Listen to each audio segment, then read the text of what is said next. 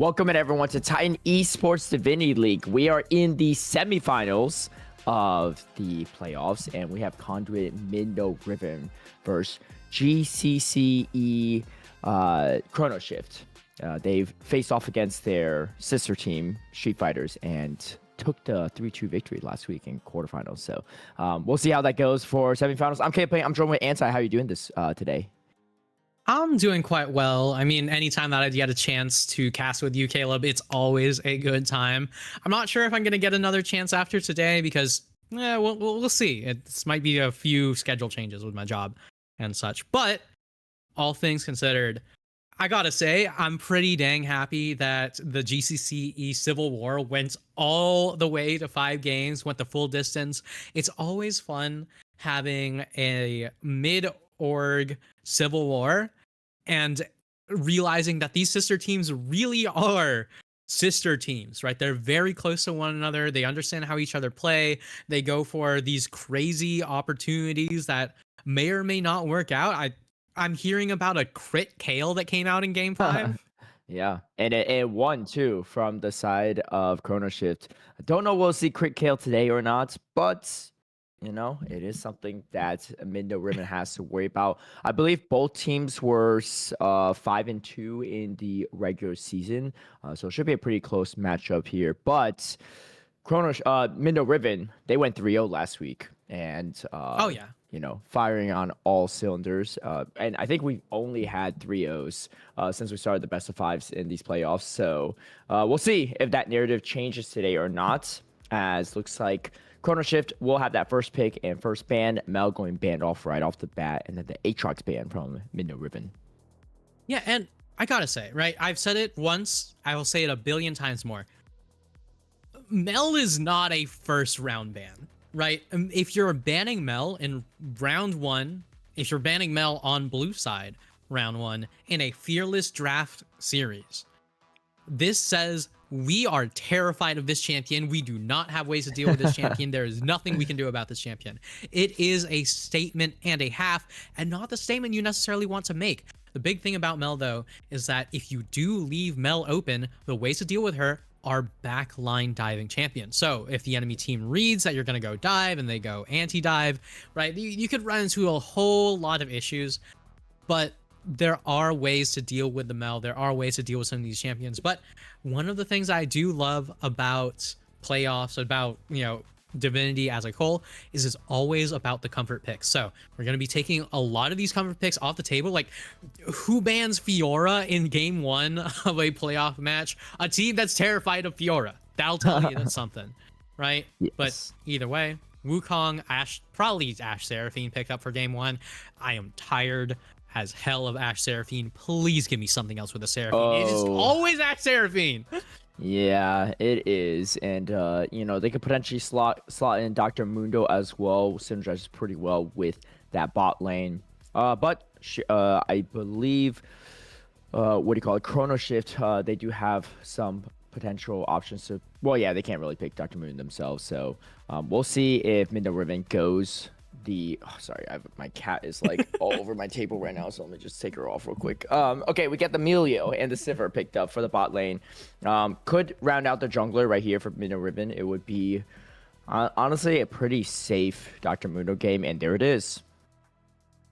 Oh yeah, I mean, Dr. Mundo perfect here when you do have the Seraphine, right? Just if you have the Seraphine, at the very least, pump her full of frontliners that can stand in front of her, people that actually want to be close range in that fight. Melio is a phenomenal pickup for the side of GCC. Not Street Fighters, but who was the one who won again? Hold on. Yes. Chrono Shift. Yeah. GCCS, right? Yeah. But we have, let's Chrono Shift back, take a step back, and talk about the actual composition itself. Melio's phenomenal about this, right? There's some things that are very, very good to pair with the Seraphine. Like, I am a huge fan of Seraphine Cassiopeia. It is ridiculous because you can get the charm into the guaranteed Petrifying Gaze. But once again, other picks that you don't really want to be taking in game number 1. Victor, on the other hand, very solid as a blind pick. Definitely, and probably going to round it out with a tank/frontliner top on the side of Riven. And then we get the Ornn pickup from the side of Chrono Shift. So could be solid. Got that late game scaling going for them as well. There's not really a lot of melee champs on the side of Minnow Riven, so Sivir, the ricochets might not hit near as hard. Oh, and we get Anivia. Anivia. Okay, Anivia picking up a lot in usage and across the board in many respects, but even in pro play as well. Does have lots of crowd control. Kaiser. Ooh, No, that's Shen. That's Shen. okay. Is this Mundo top? It is a possibility. My guess is it would be Mundo Jungle because it was picked after seeing the Wukong, but you have the option to swap those things around. I think at least on the side of Chrono Shift, they are pretty locked into their position, so nothing too crazy. But now, yeah, we'll see how that goes. I will say the Anivia pick is a big question mark to me, right? Because a lot of people nowadays, right, are picking up Anivia more and more, right? A lot of people are realizing things about Anivia that they didn't realize before, even though the Anivia mains were screaming it from the mountaintops. Max your W, it's a pretty good ability. But the reason why Anivia is so popular in pro play right now is because she does really, really well at dealing with champions that don't have ways around walls. Ryze, for example, is a phenomenal one that makes Anivia's wall so much more powerful, and that's why those extra points in the wall are so good. Victor is okay at dealing with it, right? Victor's Chaos Storm being able to turn off Anivia ult is actually a huge issue for Anivia. He has been historically a very solid Anivia counter for many years, so I'm not too fond of the Anivia pick into the Victor. At the very least, it is very good into the Mundo and the Ashe, but once again, right, it's a question of, are you going to be able to survive past this laning phase? Yeah, and Victor has quite decent range as well. So, some of the shorter range mages might struggle a little bit more into Nivea taking a lot of those spells and stuff, but Victor should be okay. I mean, looking at these compositions too, I like both of them a lot. So there's going to be a lot of healing on both sides, but particularly on the side of Minnow Riven. So, but the scaling potential on the side of Chrono Shift is quite nice. I'm not really sure who I would give the late game edge to. Maybe Minnow Riven. The Silver's going to be pretty strong though, especially with all the ornaments being upgraded. But the health scaling of Dr. Mundo, Victor scales really well as well too, and Shen being to front line. It's going to be a hard composition to kill if you're going into it as Chrono Shift. Yeah, it's particularly interesting because it's one of those compositions where you look at it and you think to yourself, oh, well, they've got an Exodia composition, right? As long as they have all 5 people in the same spot, it's very difficult to deal with them. But GCC Chrono Shift also have a very good 5v5 team composition, and I would venture to say it could even be stronger in terms of the raw 5v5 because you have that Milio ult to get rid of the Enchanted Crystal Arrow, to get rid of the Shen Taunt, to get rid of the Encore, which is a huge team fighting ability. Now, that being said, there is much less that GCCE Chrono Shift can do about a team that is doing a 1-3-1. In the meantime, we'll have to see what this does turn into. That's right. There's going to be a quick remake for the lobby, so we apologize for a slight delay, but we'll take a quick break, and we'll be right back for game number 1 of Chrono Shift versus Minnow Riven.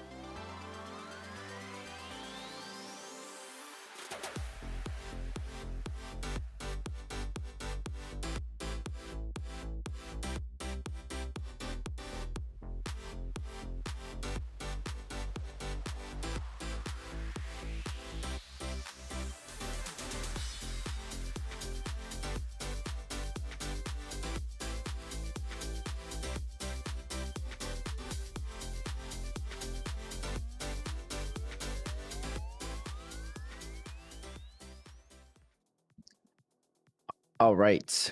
Welcome back to Titan Esports.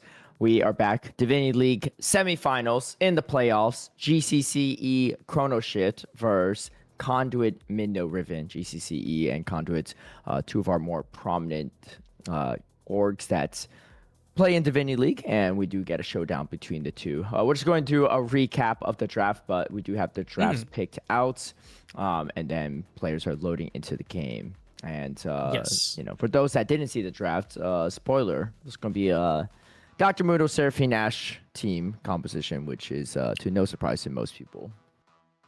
Yeah, I mean, as we said before, right? You have two teams that are very, very strong when it comes to the 5v5. Now, whether or not we're actually going to see that many of these 5v5s is a different question entirely. It's one of those games where you look at the team compositions and you think to yourself, okay, well, there's a whole lot of things that could happen here. At the very least, Ash Seraphine have so much more range on Sivir Milio that I expect bot lane to be pure suffering for the side of Milio and Sivir. Now, we are getting this draft in not pick order this time. We're actually going to see where people are going. So we do get to see whether or not it's the Mundo or the Shen top lane. It is the Shen top lane. Okay. Yes. So I don't hate that. It's not like Shen's particularly bad into a champion like the Ornn. But that's when I posit you one simple question, Caleb. If you're a competitive team, Yes. and the enemy team picks Ornn, and Mordekaiser is up, when else are you planning on picking Mordekaiser? Yeah, I mean, so this is Divinity League as well, too. So for players that are tuning in, it is Emerald 4 and below in solo queue in terms of skill levels. So some of these picks may be more on the comfort pick side of things, but I don't know. Maybe Noodles knows how to play Mordekaiser, just opting for the Shen for a little bit more. I don't know. I mean, Mordekaiser's not that Comfort's bad always going to be a big Yeah, comfort will be important. Shen's honestly pretty good right now in this current meta, I think. Oh, yeah. A lot of people going for Protoplasm's the more, so good. yeah, and then going for more of a battle Shen potentially. But okay.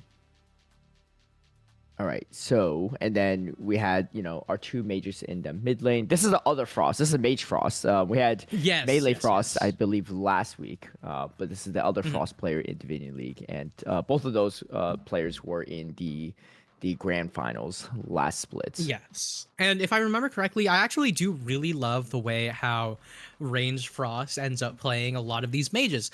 And that's why it's so big of a question to me as to why the Anivia pick into the Victor. And now I understand it's for the Ashe, it's for the Seraphine, it's for the Mundo. And yes, 3 out of 5 members not having an easy way to deal with the wall is a pretty good reason to do that. But this is a huge amount of trust onto this mid laner, right? Knowing that you're willingly picking yourself into a position that your champion doesn't necessarily enjoy means that you're probably going to end up dragging your jungler along. It's going to be a matter of the 2v2s. So I'm excited to see what this does turn into. I just hope that this doesn't come to bite them in the butt. Yeah, I think especially with both the Nivea and the Sivir, right? Playing into a more heavy melee or short range comp would be really, really nice for Chrono Shift. There's still a lot of utility between those two for sure, but the space from Conduit Midno Riven can make things a little bit difficult for Chrono Shift if they play these team fights well. But ton of scaling on both sides. The ornaments can really come in clutch. So let's head into game number 1. This is a best of 5 fearless series between GCCE Chrono Shift versus Conduit Midno Riven. And there is no double elimination. Winner goes to the finals. Loser will end their split early. And we can see both teams positioning in the topside river. Yeah, both junglers and mid laner looking at this top side. The top laner on one side, and actually, who cares about the top lane? Take a look at bot lane right here. Slifer taking a good chunk of damage from the Ricochet already, and Adam, one of our prominent ADCs in Divinity League. Definitely a difficult lane to play into, but Sivir can also safely farm with those Ricochets and Boomerang and play from a little bit of a distance. So we'll see if mid Riven can provide enough pressure in the spot lane, or if Adam can passively kind of farm until that late game. Yeah, I mean, at the very least, I will note that that is the best moment for the side of GCC Chrono Shift to actually get that trade in, right? Level 1, Ashe Seraphine don't really have all that much going for them. Yes, you can get a root down on Seraphine, you can get a stun, but that's not going to be able to match the amount of damage coming in from the ricochets, the auto attack resets, the ways to get as close to the 6 stacks of that lethal tempo as quickly as possible. But right now that we're hitting level 2, it should still not be too big of a deal for the side of GCCS, right? Because Ashe should be picking up that hawk shot, should be tracking the enemy jungler. We do have those wards on those raptors, so we at the very least know where each jungler is going to be. And Wukong right now about to find the raptors very, very enticing, but so will the information gathering members of the side of Conduit, Midna, Riven. Yeah, we get stunned up for Efron, taking a good chunk of damage, especially from the electrocute, but Efron not scared, going to push back against Frost. Frost does obviously still have that egg, so not the easiest to kill Nivea in this 1v1 early game. As we see a recall on this bot lane of Chrono Shift. And, you know, it's playing this Shen pretty well so far. Decent CS lead. TES kind of just has to hug the turret a bit and might get denied a decent amount of CS because of it. But already 17-8 in this top lane. Yeah, 17-8, and we're still seeing more of that CS being denied. The fact that you even got a cheeky little W in there to try and deny more farm is very, very fun. If you are a Shen fan, if you're a Ornn fan, you're going to be pretty unhappy about that one, but at the very least, in the battle of the tanks, it is all about just who can stay in lane for longer, and Ornn's pretty dang good at that. All right, we get the Scuttle taking on that bot side. Como just trying to farm up as fast as possible. Dr. Muno has first blood pretty fast clear. Oh, and first blood on that top side. We'll see if we get a replay of that in a bit, but that could be Noodles taking the 1v1 against TES. So might not get a replay on that one, but that's okay. But that's going to just continue to snowball the Shen even further. 24 CS, 1 kill to his name as well. And TES going to TP back into lane, trying to make something of it. Obviously, Ornn has a lot of late game potential, so losing this early isn't the worst, but going to get taunted up behind the level as well. And Noodles not scared to continue this skirmish, and TES just trying to hang in there as long as possible and try to get a little bit of the CS. But Noodles so far playing this really well on the Shen. Yes, extremely, extremely well on that Shen. Did have to burn that flash and ignite, but that's what you do when you have those extra combat summoners, especially in this season where taking something like Ignite on a top lane doesn't mean that you have zero map pressure. Shen, one of those champions that has been able to justify that Ignite for quite a long time, but right here, able to get back to lane, able to be in a position where you get that wave fully shoved in is what you would say had our Ornn player here not decided to just tank the entirety of it. So very low in terms of health, but very high in terms of spirits. Yeah, it looked like Shen just recalled yet again, or maybe that was the first recall was canceled. But Shen, especially with that Sand United without the teleport, is quite good. Plus the teleport you get anyway, a little bit slower on the cooldown of things in this season. So going to definitely be all over the map despite having that Ignite. And Flash was burned earlier in that skirmish against TES, so nothing super lost there. Yeah, nothing super lost. I will say, surprisingly, Efron is falling behind quite a bit on the Victor into the Anivia as far as the CS goes. We're going to be seeing a little bit of a fight down here, though. All right, Adam kinding it out as much as possible. So is Slifer, but Boomerang going to do a good chunk of damage. Barrier going to be popped from Slifer to make this a little bit even, but Slifer flashing out, doesn't have the damage output, and here comes Como for the backup. Adam popping the barrier as well, trying to get a kill back, but not going to be able to do it. Flashing forward, Romeo trying to run away from this on Emilio. Jesus Juice is here to help, but Como taking a lot of damage as well, committing to it, getting the double kill. Oh, and pops the ultimate as well, just in time to try to get out of this. Jesus Juice does get one back, but a pretty successful gank for Conduit. Yeah, and Conduit's bot lane going to be dropping away, understanding that it is very possible for this to be hitting level 6 soon, but top lane fight once again. Call of Force Shot going to knock up, but Noodles not scared at all. One more auto will do it, and Noodles takes another 1v1 solo bolo against TES. Takes a bite of the noodles, but turns out that Taste is allergic, not going to be enjoying this one. In the meantime, mid lane, the Anivia pick into the Victor is actually paying out dividends. Frost doing so well here in, as I mentioned before, historically not a great matchup for the Anivia. And Frost pretty confident on these mage in the mid lane. Definitely one of our premier mid laners in Divinity League, and showing why that's going to be the case. But Efron, this Victor, still going to be very relevant in that late game. And the Glacial Storm just zoning off Efron from getting a lot of the CS. And the CS lead is just growing further and further. Plus, you have the level 7, and looks like Frost is building that Rod of Ages as well. So definitely going to be pretty hard scaled on the Anivia over time, especially if the CS keeps going that way. As his bot lane, the skirmish continues, but so far, I feel like GCCE, Chrono Shift, they're playing it well, right? And they almost won that 2v2 as well if the Dr. Moon did come out earlier. And Efron, caught in a tough position, taking a good chunk of damage, but here comes Como for the backup. Frost going to try to run under turret as fast as possible. Even if you go down and have to go into egg form, at least Como can't really dive you at that point. And actually, doesn't even go down.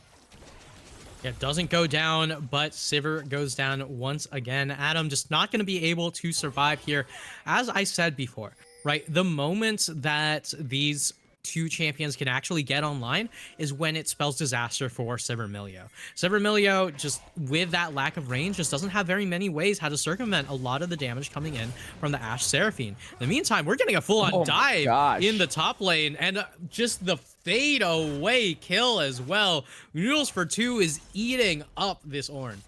Yeah, you know, we might have questioned the Shen pick, but Noodles trying to show why Shen is totally fine into that Ornn. And 3-0 on the Shen so far with a massive CS lead, getting some plays to 9 farm as well.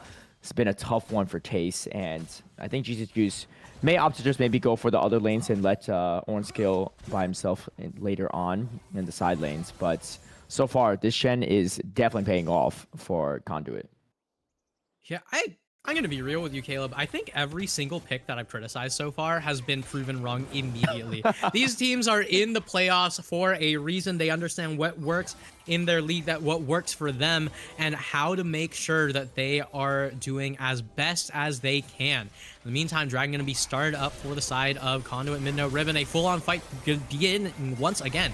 Jesus Juice pops the Cyclone already, but Como going to pop that maximum dosage heal back up, and you can see the Enchanted Crystal Arrow is going to take out Adam in this bottom side, getting even more prio in this bot lane. And I think Chrono Shift, they just have to give up this Drake at this moment in time. Anivia is lurking in the area, but I don't think they can really do much out of it. Great skirmishing from the side of Conduit, and now they take the 7-1 lead and about to lock down this first Drake as well. And in the meantime, bot lane still looking pretty rough for the side of Chrono Shift. Cloud Drag going down. Honestly, the slow resist is a pretty big boon for the side of Conduit mid-note Riven. Getting anything that allows you to deal with Anivia is pretty dang nice. But the Titanic Hydra's already completed. It's not even 10 minutes. Oh my god, Noodles. Yeah, and TES running the opposite way, trying to get out of this as fast as possible. Noodles is here, but Blascone should get TES to safety for now. Arcane Storm could be popped as well, but TES does evade another death. Things are still not looking great, but catching a little bit back up in CS. There's still a 3-kill differential and a fully item completed up for Noodles. Looks like she's going to try to grab these grubs, but this might be a hard one to grab, especially with how strong Noodles is in this top lane. On top of it, you can also, well, the ultimate is actually not up, so not going to be able to do that, but Noodles going to be there taking the grub as well. Ooh, okay.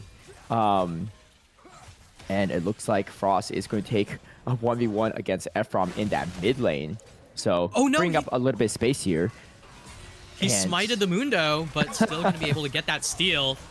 Yeah, seals away, and here comes Noodles taking a good chunk of damage. While Call of the Forge God is going to be able to knock up the Mundo. Maximum dosage is popped, but the Shen is shut down from Frost, and Frost still has the egg form waiting. And Como trying to dance around this, but great juggling of the damage on the side of Chrono Shift, and they're getting back in this game. picking up 2 kills, stealing a grub as well, picking up a massive shutdown on Noodles. Yeah, a massive shutdown onto Noodles, and then on top of that, Como also going down is rough for this team, but there's just no time for me to talk, is there? Yeah, this bot lane is trying to take advantage of their matchup as much as possible, and Slifer, Killer Fox trying to do as much as they can, as Efron getting caught in tough position. 2-level difference already on this mid lane matchup, and Frost has the completed Rod of Ages. Efron just barely getting out of there, but things are looking a little bit tough in the solo lanes for Chrono Shift. Yeah, I mean, tough is one way to put it, right? Chrono Shift is doing extremely, extremely well in the mid lane. Top lane is very, very much struggling, right? So it's very back and forth when it comes to the overall state of the game. But one thing is that Noodles for 2 is just going to continue to push down the top lane, continue to draw as much pressure as possible. Map pressure because of the Stand United, right? The fact that you're winning these 1v1s without the use of a combat ultimate is such a big boon for the side of Conduit, Migna, or Riven. And TES, catching actually a good chunk up in CS actually, so not looking too bad on this Ornn, and picking up that kill and assist earlier will help it a bit, as he does have that Hollow Radiance, starting to get as tanky as possible. I was saying how the solo laners were struggling a bit. Bot lane, 0-3 on the Sivir is still not amazing, so kind of winning all lanes is Conduit, mid, and Riven. Inject Curse the Arrow is going to be not going to stun up the Sivir, but the life was used to prevent that gank from being successful. But again, the positioning from Conduit is still looking pretty good. TES very low on health. He's going to have to be careful here, as Frost and GCCE is here for the gank.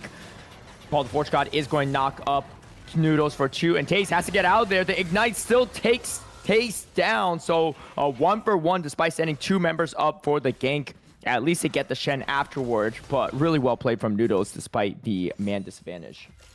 Yes, extremely well played from Noodles, going to be able to cut his losses immediately, take out the enemy top laner, and make sure that Anivia ends up wasting her time, right? So Frost went all the way up to the top lane, wasn't able to get much off of it though, and looking at the dive in the bot lane, this could be big. All right, looking for another dive here. Maximum dosage is going to be pops for some additional healing, as Como is going to tank up some of this aggro. Actually, it's going to be Killer Fox that does so, and we get 2 kills going over. Slifer going to pop the barrier to avoid getting taken down from that turret shot. Frost is here, though, and the health bars are quite low on these bottom laners, but the root is good and going to slow down Frost and prevent that from happening, and they grab the turret on top of it. Everything going well for Conduit so far, 10-5. About 2k gold lead, but pretty much winning every lane. This is the most mobile tier 1 boots Anivia I've ever seen, and it is not working out for Frost, right? I mean, every single time that I see this Anivia, it's the Anivia roaming to a different lane, trying to make something happen, and just being slightly too late. And here we go, one more fight, slightly too late on that one. And Efron right now going down to that Cyclone. You might be able to ult twice, but you're not even gonna need that second one.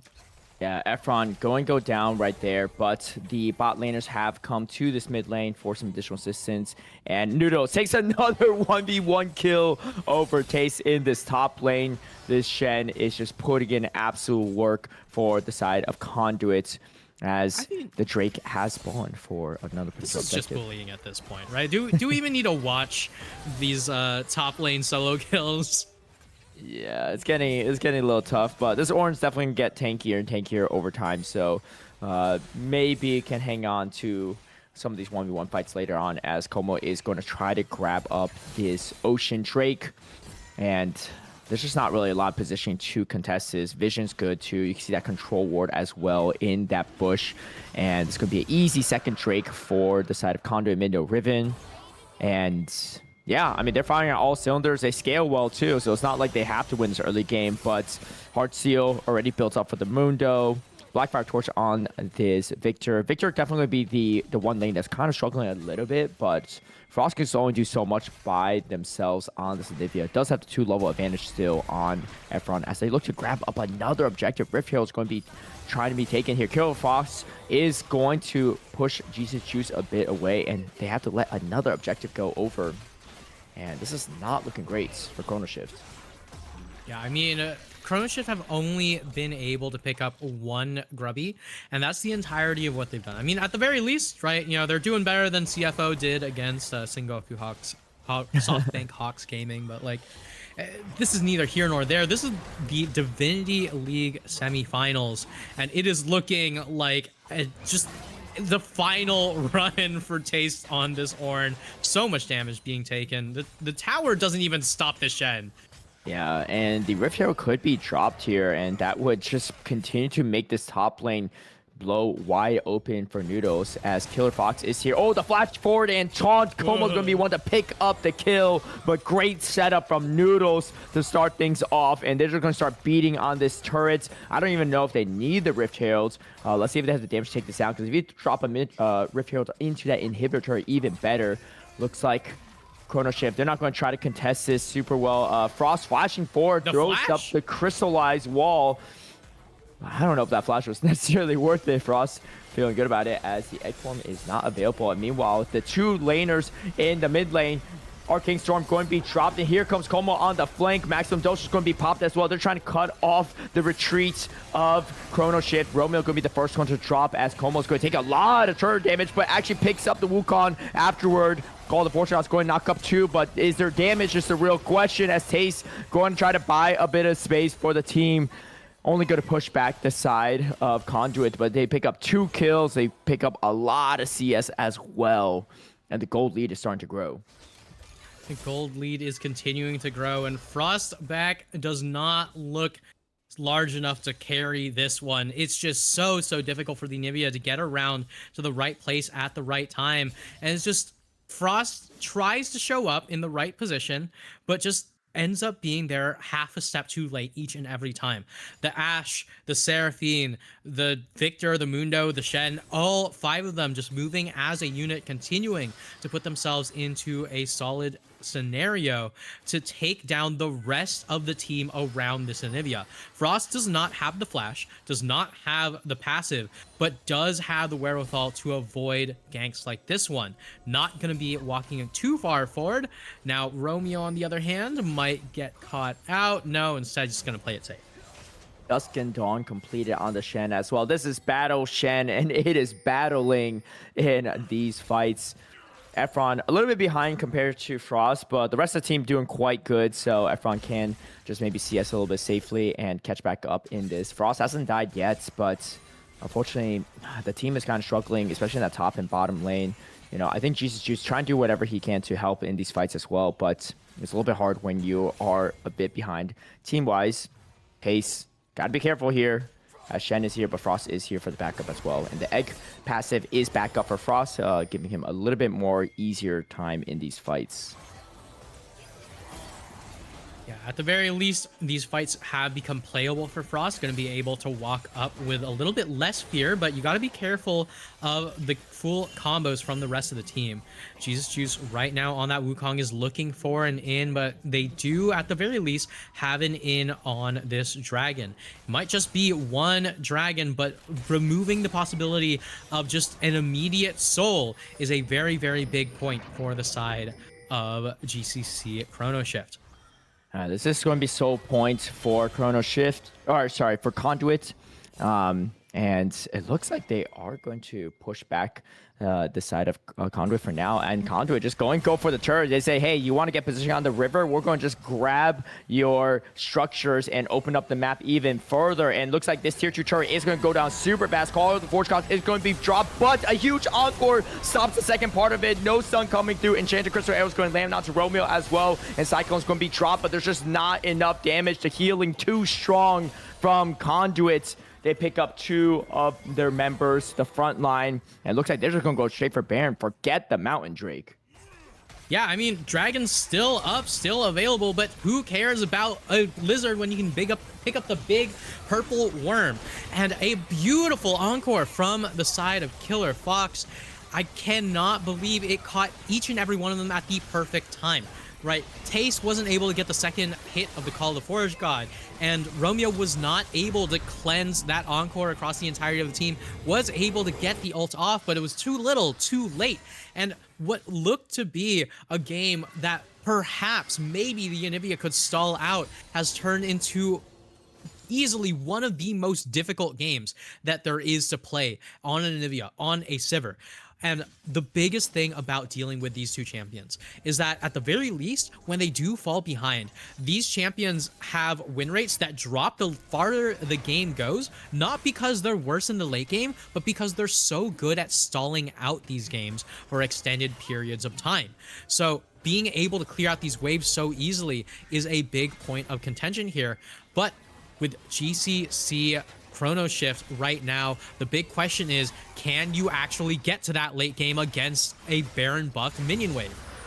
Enchanted Crystal Arrow not going to land, but the Mountain Drake is the main prize for Conduit, and they are now on Soul Point. Mountain So going to make this even harder, as here another Call of Forge God's going to be used to initiate, going to knock up 2 as well, and here comes further knockups, a shutdown on Slifer. And they pick up another one on the backside. It's going to be Efron that goes down. A lot of their carries gone, but TES taking a lot of turret shots. Adam going to be run down from Como. Como just going 1v3 against the backline, and TES doesn't have enough health to tank for the carries. Meanwhile, Jesus Juice is diving under the turret. Takes a couple turret shots. Should be able to get out to safety, but the flash forward taunt from Noodles. And let's not forget, they got plenty of damage. They might have lost their ADC. They might have lost their mid laner, but you got a Battle Shen in contention, and the front line from Conduit too strong right now.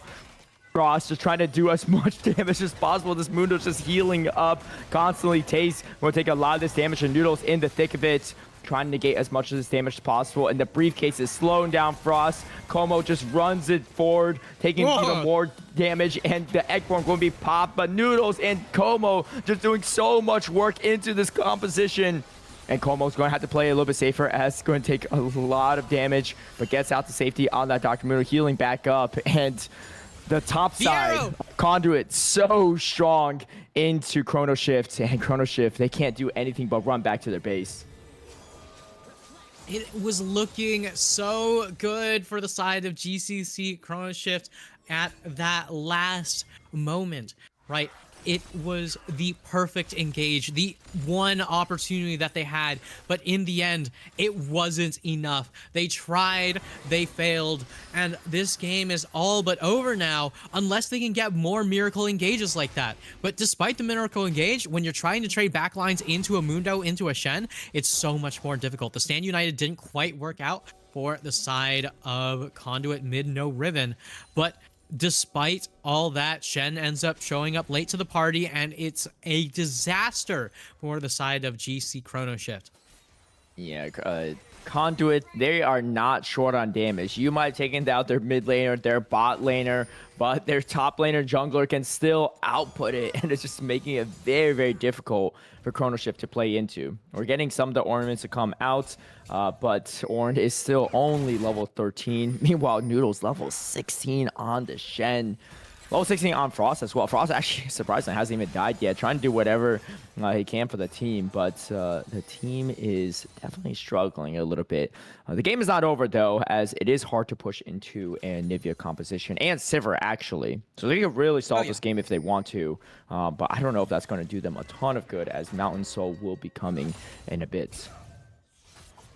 Yeah, I mean, it will take quite a bit of time. It'll take quite a bit of effort to see what this does turn into.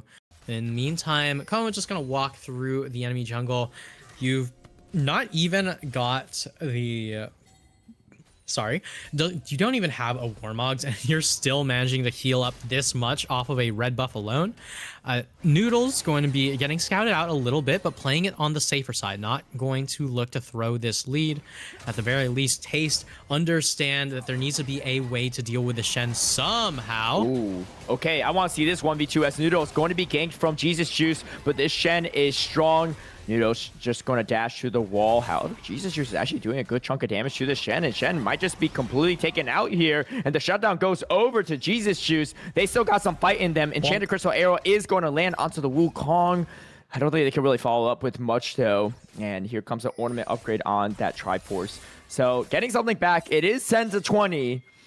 But they are not unkillable on the side of Conduit. And, they haven't aced Chrono Shift yet. They haven't completely opened up the base. All the inhibitors still up. So this game is still not over. It just doesn't look great for Chrono Shift. I mean, it's looking rough for the side of Chrono Shift, but there's signs of life, right? At the very least, they took the time to do what they could to try and Deathball, to try to make use of the power that they did have, right? The 1-3-1 is something that you can't really make use of in this game if you have people just barreling down those side lanes, making those, split pushers have a tough time. And about 10 seconds until Mountain Soul is going to spawn, and GCCE, Chrono Shift, they cannot give this one up. It's already hard enough to kill this Mundo, hard enough to kill the Shen, and Mountain Soul on top of it might make it nearly impossible. They're going to try to shred this down as soon as they can. Shen on that top lane, so they have a slight man advantage so far, but Stand United is available, and it is going to come through a little bit too late though, as Wukong is going to be the one to grab up the Drake, but the fight is going to commence. Call of Fortune is going to knock up 3 members, and meanwhile Adam does take down Noodles on that bottom side. The fight, the health bars are low on the side of Chrono Shift, but they have still 5 members. TES going to have to Searing Charge out of that. And the chase is on as Conduit. They want to get something out of this. They're not going to get the Drake. They're going to get some of these lives. Health bars are so low, but so far they are getting out of it. And looks like the heist was good from Chrono Shift, and they are still in it and still fighting. Still in it, still fighting, and this is a team that's very, very difficult to actually chase forward into. Chasing directly into an Anivia ult is the last thing you want to be dealing with, but the Baron is up. Are they going to be taking it as a response? No, they are just going to be taking the mid wave instead. -1 for Como, unfortunate. But right now, the Baron has been pinged, right? You have multiple members looking to head over, and multiple teleports that could be fully committed.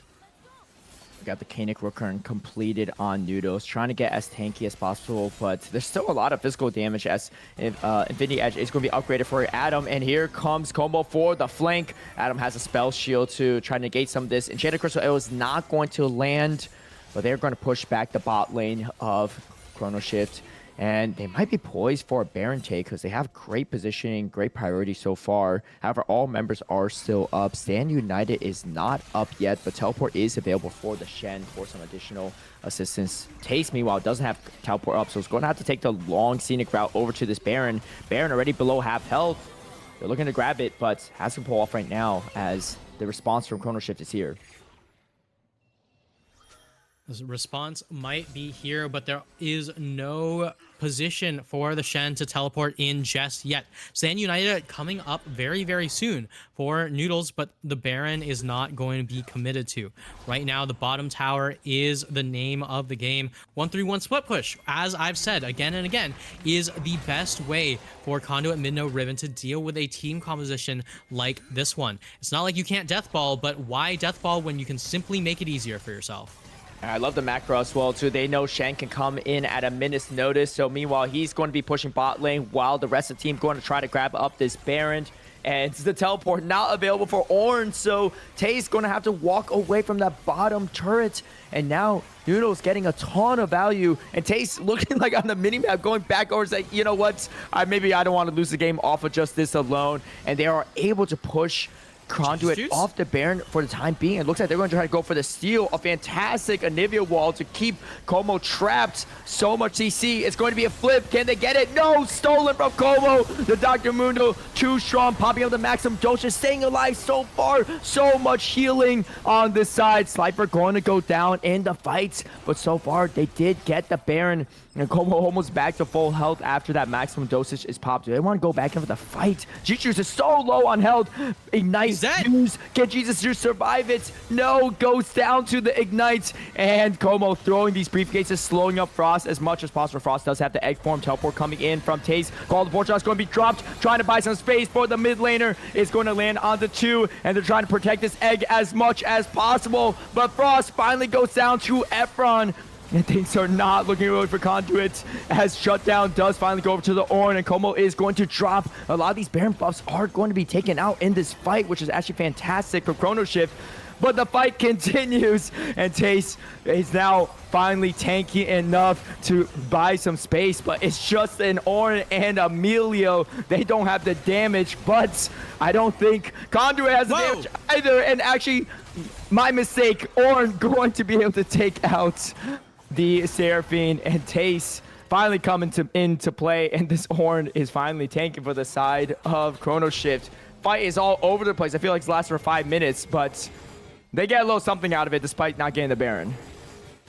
Yeah, they might not have been able to get the Baron, but they were able to get quite a bit of gold in the response here. Now, this is a game that looked so hopeless for the side of GCCE Chrono Shift, but right now, it looks like at the very least, they have their avenues back in. They have their team fighting potential. They have an Ornn who actually has the ability to survive through these team fights. Protoplasm fully completed for Ornn. No Protoplasm on the Shen just yet, and might I tell you, that item is unbelievable for some of these tanks. Yeah, definitely. And speaking of tanks, we are tanking as TES finally getting the value that the team was looking for, and now they have fantastic position for this next Mountain Drake. Mountain Soul it is for Conduit. Let's see if they get the steal as they're getting pincered and sandwiched. Encore landing onto 2, and Call the Fortune is going to be thrown up. Can you get a massive knockup? Yes, 3 knocked up, but the Arcane Storm is there, and TES is getting shredded. The team is still very strong from Conduit, despite the fact that they might have lost a few members at that Baron, but this is going to be Mountain Soul for Conduit, Mindo, Riven, and now Jesus Juice, Adam going to have to go and run as much as they can. Noodles on the chase, trying to taunt up one of these members. Not going to be able to do it, but they still have the Baron buff on their side, and this bottom inhibitor turret going to go down really quickly. Going down extremely quickly here, but the big thing right now is that they've got their eyes set on the Nexus. Maximum dosage also going to be popped here. Can you clear the wave? No, you cannot. You cannot stop Conduit mid-Riven from game number 1. And Conduit firing all cylinders, 26-15, dominant performance. The Battle Shen, 10-4-10 to start off game number 1 as they take that first game win. A first game win with such a dominant performance on the top lane. I am so sorry that I had ever doubted Noodles for 2. This Shen pick was absolutely fine, right? I was saying, why don't you take up the Mordekaiser? Why don't you take up, these more standard counter picks? Good enough, right? I mean, if this is what we're doing with our comfort picks, who cares about the meta? Just go for comfort. Yeah, and you just couldn't really even kill the entire team of Conduit, right? There was so much healing, so much tanking, and the Mountain Zone to boot. That's a tough one for GCCE Chrono Shift. But this is a best of 5, so there's still plenty of time for comeback. We're going to take a quick break before we get back into game number 2.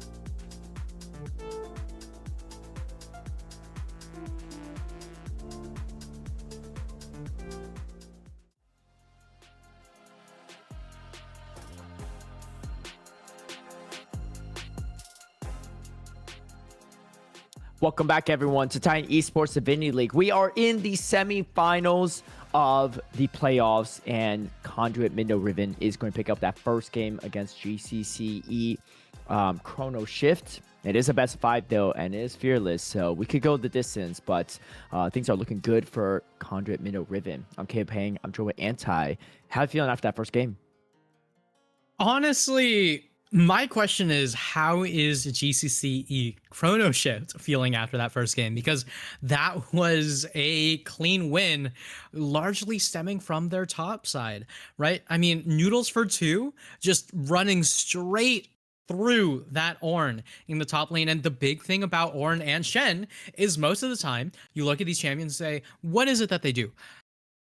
They're brick walls, right? That's all they do, right? They sit there in the lane and they don't do anything and they don't let anything happen. Noodles for 2 did not get that memo.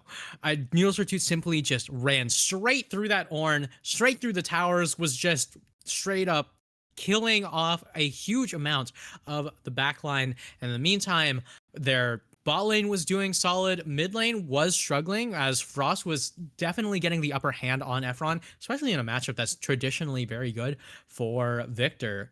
But the big thing is, how is the mental feeling after that one?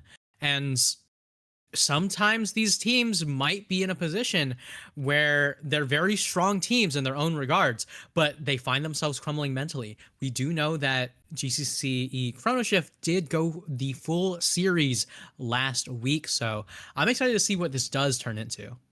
Definitely. And if you're watching a game and saying, hey, how do I get involved? I want to play some Titan Esports, maybe Divinity, maybe some of our other divisions. Well, there's a chance for you to join in. We have a summer 2026 scouting grounds, and it's happening April 14th to the 23rd. So whether you are a player that wants to join one of the teams yourself and want to get scouted from teams, or the teams looking to pick up more players or swap out some of your rosters, this is a great chance to do so. We have a Platinum 4 cap, which is Gladiator. We have Divinity League, which is Emerald 4 and below, which is what we're doing right now. Of course, there's Diamond 4 cap, Conqueror and Olympus, and of course, Master 100 LP cap, Vanquisher, and the 600 LP cap, Immortal. So something for everyone, for all sorts of skill levels. And, you know, the organized amateur level scene grassroots play is very, very exciting, and honestly, could be your start to maybe being featured on this. And of course, yeah, so a bunch of different days. Gladiator, Platinum 4 cap, April 14th. Emerald 4 cap, Divinity League, 16th and 20th of April. And we have Diamond 4 cap, 17th, 22nd of April. Master 100 LP cap, 21st of April. 600 LP cap, 23rd of April. And these all are at 8 p.m. Eastern, 5 p.m. Pacific. And you could all do the other calculations if you're in any other time zone. So be on the lookout for that. Feel free to join the Titan Esports Discord as well for more information. But here we go. We're getting into the draft. And like I said, if you join the scouting grounds, maybe you will be on a future broadcast for Titan Esports. Yeah, I mean, I would love to see some of the players coming from scouting grounds to really make their mark on the league here. But right now, it is do or die for the side of GCCE Chrono Shift as they take on Conduit Riven in yet another one of those games. And once again, the Mel going to be banned away from Efron. We've seen this time and time again where Mel was taken by Efron and is immediately slammed. They know exactly how it is to make use of that champion. So many of these mid lane bans. Victor and Anivia also off the table because this is a fearless draft. And it's going to be FL is going to be banned up as a final ban in this first set of bans. And Fiora, the Fiora, no one wants to see the Fiora from Noodles. I mean, Noodles can definitely carry a game even on Shen. So I would expect nothing less on Fiora.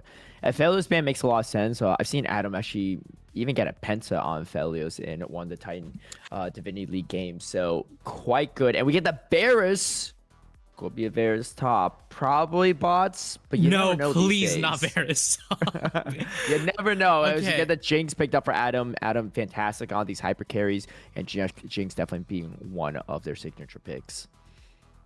Okay, so Jinx, once again, one of those picks that I've seen time and time again. I think it is very good.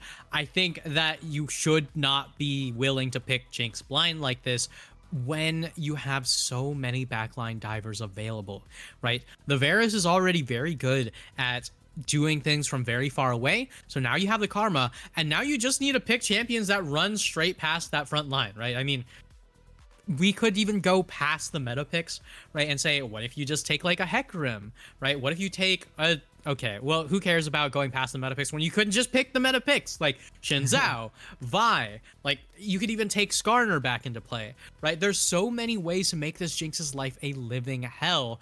Now, the question is, what are you going to do to protect the Jinx? Because right now we have a lot of go buttons and not a lot of back off buttons. Jack's going to be taken here, a very solid counter pick into the Xin Zhao, a very, very good way to just say, all right, we're going to be dueling in the jungle, and I am always going to come out on top because Counter-Strike is a busted as hell ability. That crit Kale that we saw last week going to be taken off the table immediately, but even more mid lane bans from the side of GCCE Chrono Shift. That is 4 mid lane bans, by the way.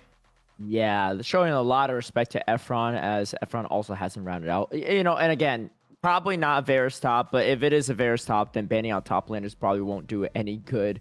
Likely going to be the Jackson jungle, but you can definitely flex that. Ooh, we get the Syndra pickup. We're getting Frost, Orianna, aren't one we? of the better Syndra players here. Very comfortable on that Syndra pick and has a ton of range on that. So, I mean, if Frost look good on the Anivia, definitely going to look good on Ari. the Syndra and Ari going to be picked up for the mid lane here. Final pick, likely going to be the top laner unless we see something really funky. And we'll see how they round this out. It's going to be the Urgot. Okay. Ooh. So I like this. I like this a lot, right? Because while it is the Urgot blind, so you do open yourself up to something like the Darius or, you know, a Garen, something that can actually go toe-to-toe with the Urgot. Zahen, right? One of those champions that can go straight up toe-to-toe with that Urgot. If you have a lot of go buttons and you don't have a lot of back off buttons, Urgot is one of those champions that's so good at punishing that, right? You can just get one Urgot ulti, and all of a sudden, the entire enemy front line completely feared. And Jinx doesn't have anything stopping the enemy team from diving straight into the backline past her. In the meantime, Varus should be able to get these arrows in from super far away. At the very least, there is no super clear winning or losing lanes in this game, the exception being the mid lane, where I'd say traditionally it has been a very good lane for the Syndra. And once again, the champions that are being picked second are the champions that I have the big question marks about, but I was proven wrong time and time again last game, so maybe they'll do the same thing this one. And looks like it is going to be Slifer on that poke Varus with that Arcane Comet, double Arcane Comet bot lane, actually. I think that's going to play decently well. As we see a little bit fighting going on, the Counter-Strike is going to land. Oh! Como going to be stunned up, but the Urgot is here for assistance, and first blood goes over to Como's Xin Zhao. Great response from Conduit, Mindo, Riven, and they're already starting off game number 2, you know, pretty hot. Yeah, extremely hot. And then on top of that, Noodles for 2 gonna be able to get back to lane, doesn't lose any of the experience, might actually hit level 2 off of that first wave. I don't think it's quite that much experience lead off of the kill because it was split between 3 people. But with that E-start, you should be able to just get a lot of pressure down in the top lane. None of that actual fighting going on just yet, though, as we do see that E completely whiff. And TES going to take a little bit of damage here. You know, luckily that kill didn't go over to Noodles. Getting that extra first blood gold could make this top lane a little bit harder. Obviously, probably can't cash into that until the first back anyway. And Adam already getting chunked out quite a bit in this bot lane. I'm not sure exactly what happened there, but probably a couple of those piercing arrows might have landed on the Jinx, and additional poke damage from the Karma as well. Double range bot lane going to be a little bit harder for this bot lane of Chrome. Chrono Shift. Yeah, I mean, no flashes on top lane either, so I'm going to guess it was an immediate E-flash the moment that Noodles hit that level 2, but Taste says, yeah, I'm not dealing with this. I'm not getting solo killed by this guy again, and flashes has the respect. Not going to go anything too crazy there. But in the meantime, bot lane, as you were mentioning, Caleb, very, very good for the side of the Varus Karma. Just constant poke. If there's one way to deal with an all-in bot lane, is just make sure they never get a chance to do so. That's right, and it is a tougher composition as well. You got the Leona mostly there for peeling purposes, but there's so much poke damage that could come out from this Karma and Varus, and they're doing whatever they can. But Adam keeping up in CS, so not too bad. Still has both summoners up as well, and now they're going to just push a decent sized wave into this turret here. But we're going to have to play pretty safe. Speaking of playing safe, Tace taking a good chunk of damage. However, the turret shot going to push Noodles back a bit and may force a recall. 22 CS to 5 is pretty wild, actually. And Tate's going to try to stop the back at least. If you get a kill, it get pretty big, but the Ignite is dropped and Noodles picks up a solo kill. Well, I can't say I didn't see it coming. The big flash coming in from Efron. Not going to be able to get the kill onto Frost, though. The flash for flash, and we're getting more action in the bot lane. No more Aftershock means this Leona is very, very squishy. And another kill going over to Como. If you are Jesus Juice, you are very, very unhappy with the state of the game.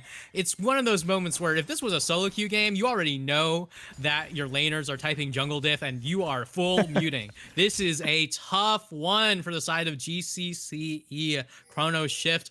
We might as well roll that one back, but let's roll back the state of this game and talk a little bit about these picks, right? So the Urgot versus the Zehen here. The Zehen was picked as the counter pick, and honestly, I don't hate it as a pick inherently speaking, right? As far as the laning phase goes, it's pretty okay. Right, Zehen can do fine into the Urgot if you do have any of these extended trades. As long as the Urgot E missed, you definitely win. You have a lot of ways how to get a lot of damage off. That Urgot E is not missing, though. It is not missing. Disdain does land, and Taste actually hits level 5 first, though, but the passive is not up, so you can't really get to, the resurrection there if it comes to it. So we're going to have to back off for a bit, but getting that extra level will make things a little bit better here as... Oh, wait, hold on, Taste. Going to have to stop the recall. Ooh, and if Noodles frees up this wave, that could really put Taste even further behind the CS lead, already half of this Urgot, and it's just going to continue to grow in these next few minutes. Yeah, I mean... Noodles is so far ahead, he didn't even end up picking up the Cull, which is the Urgot classic. But look at these wave states here. In the meantime, Efron once again struggling in that mid lane. No level 6 on Frost, so at the very least, not going to be going down there. But, maybe... No, we do not have any time for respite here. We only have time for kills. Oh, and the knockup goes, but the charm does not land, so Frost is going to be able to get out to safety for a time being, as Skylar Weak is going to do some damage, as Como is going to be a little bit low on health, and Jesus Juice wants to smack him up a bit, but the charm is huge! Whoa. And we get a kill back, jungler for jungler trade, but a shutdown going over to Syndra. Some extra cash in Frost's pocket, and Frost going to try to be the carry for this game, just like the last one, as the ultimate does slow up Taste, but Taste going to be able to dash out a little bit. But again, this is just going to be a hard lane for Taste to continue to fight in, with the lead growing further and further for Noodles.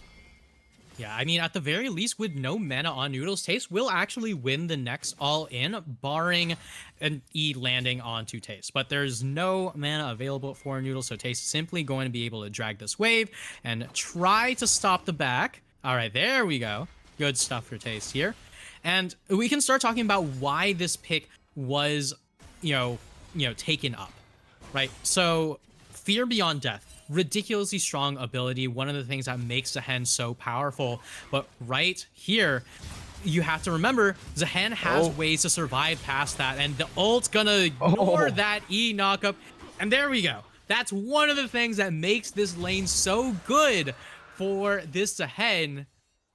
But you're still down quite a bit of CS. At the very least, you're getting back into the swing of things. Whether or not we're going to see this kind of power continue when Noodles for 2 gets back to lane is a different question entirely. Yeah, Noodles stopping the back, trying to go for a greedy cheese out of the bush, but it was warded and Taste was ready, hitting that level 6 at the perfect time, despite being behind us CS, but getting that crucial level 6 right in the start of that fight. Gets Taste a kill back. Feels good, especially after how last game went and how this game started. And as long as the hand could kind of keep up with the Urgot, at least they could stabilize this lane and focus on some of the other lanes. But Urgot still has a sizable CS lead. Going to catch back up on some of the experience as well as Como just roaming around. Como on the Shin Zhao. I mean, Como honestly, back-to-back games, playing really, really well for the team. And just playing, you know, almost that carry jungle in some ways. And frontline, GCCE looking for a gank, not going to be able to get it. You're not going to be able to get in. Honestly, it's going to be pretty hard to get a gank onto either of these champions, but here we go. All right, Zap is going to land to slow up Killer Frost as Killer Frost is ignited as well. Flashes out, gets the safety, not enough damage yet. And Slifer going to try to pick up this CS themselves. The health bars are a little bit low on this lower side, so unsuccessful gank for the side of Chrono Shift. Top lane skirmish, though, is probably one of the more interesting matchups we've seen back and forth in this particular game. TES feeling a little bit more confident after getting that 1v1 kill. And the pullback is going to land. Noodles going to be able to walk it off and just trying to crash this wave into that turret. Oh, -1. Yeah, but if I'm going to be... If there is anything that I would criticize here, is that I think both of these champions benefit so much from boots, right? For Noodles, at the very least, tier 1 boots actually does quite a bit for you and making sure that you can keep up with the Zehen and disengage when you need to. For Zehen, tier 2 boots, you know, specifically plays steel caps who catch that one actually. Oh, goes back in and just going to be the Karma that picked up the kill, but the Zen Blade is going to land on the Killer Fox turn now. GCCE does go down. And that's 2 kills going over the side of Conduit, Mindo, Riven. A fantastic, beautiful charm and the Crescent Guard to prevent some of this additional damage. Como going to have to burn the flash, but they pick up 3 members from Chrono Shift. That is not good for them at all. 8-2, 3 grubs, and a Drake to Conduit, Mindo, Riven. Starting off game 2 just as strong as they started off game number 1.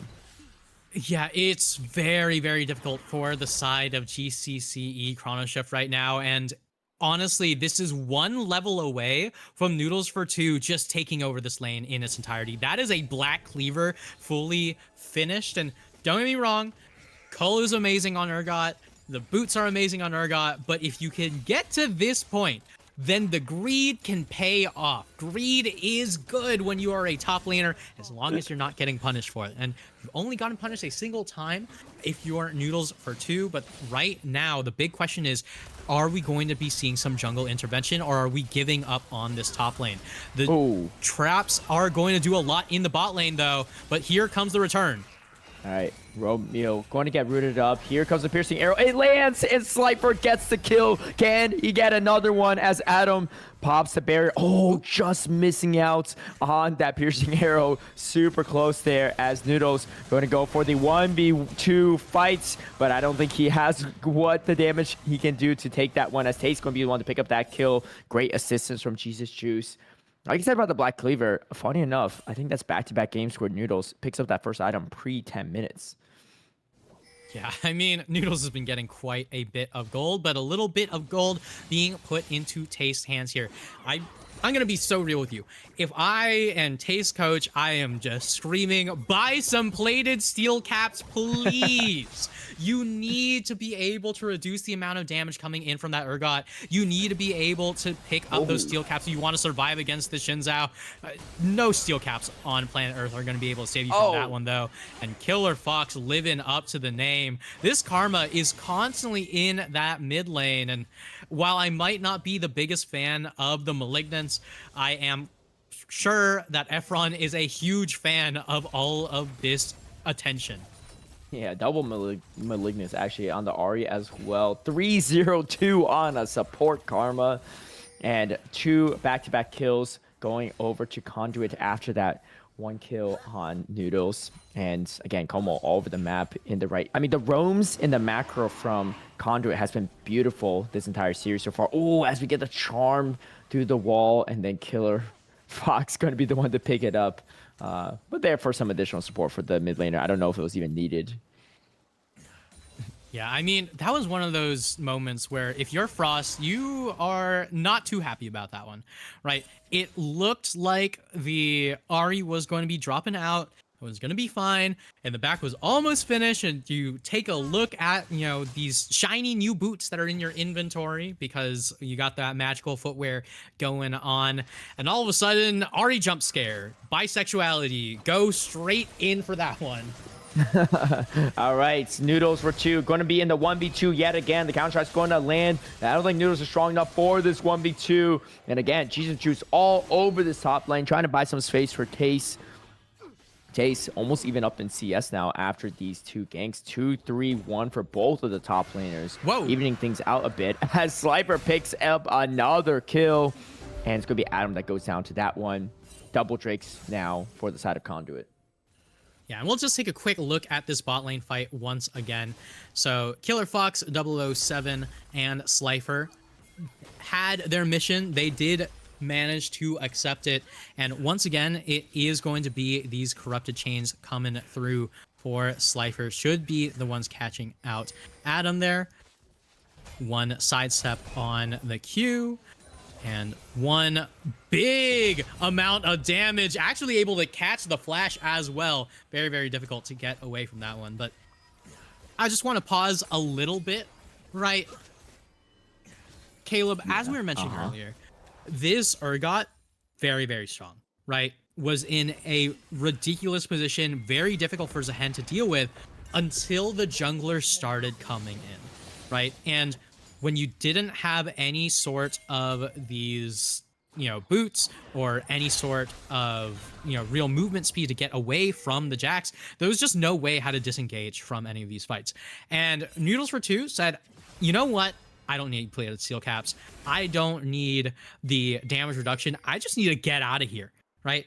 Picks up those Swifties, has the move speed from the Black Cleaver as well. Should be more than able to get away from some of these ganks now, as long as you're dodging those skill shots. And a lot of those ganks, yes, they are paying off for Chrono Shift on that top side, but because of it, their bot lane is struggling. 2-0-1 on the Varus, 4-0-3 on the Karma, and even that Malignance burn is starting to really add up in some of this damage.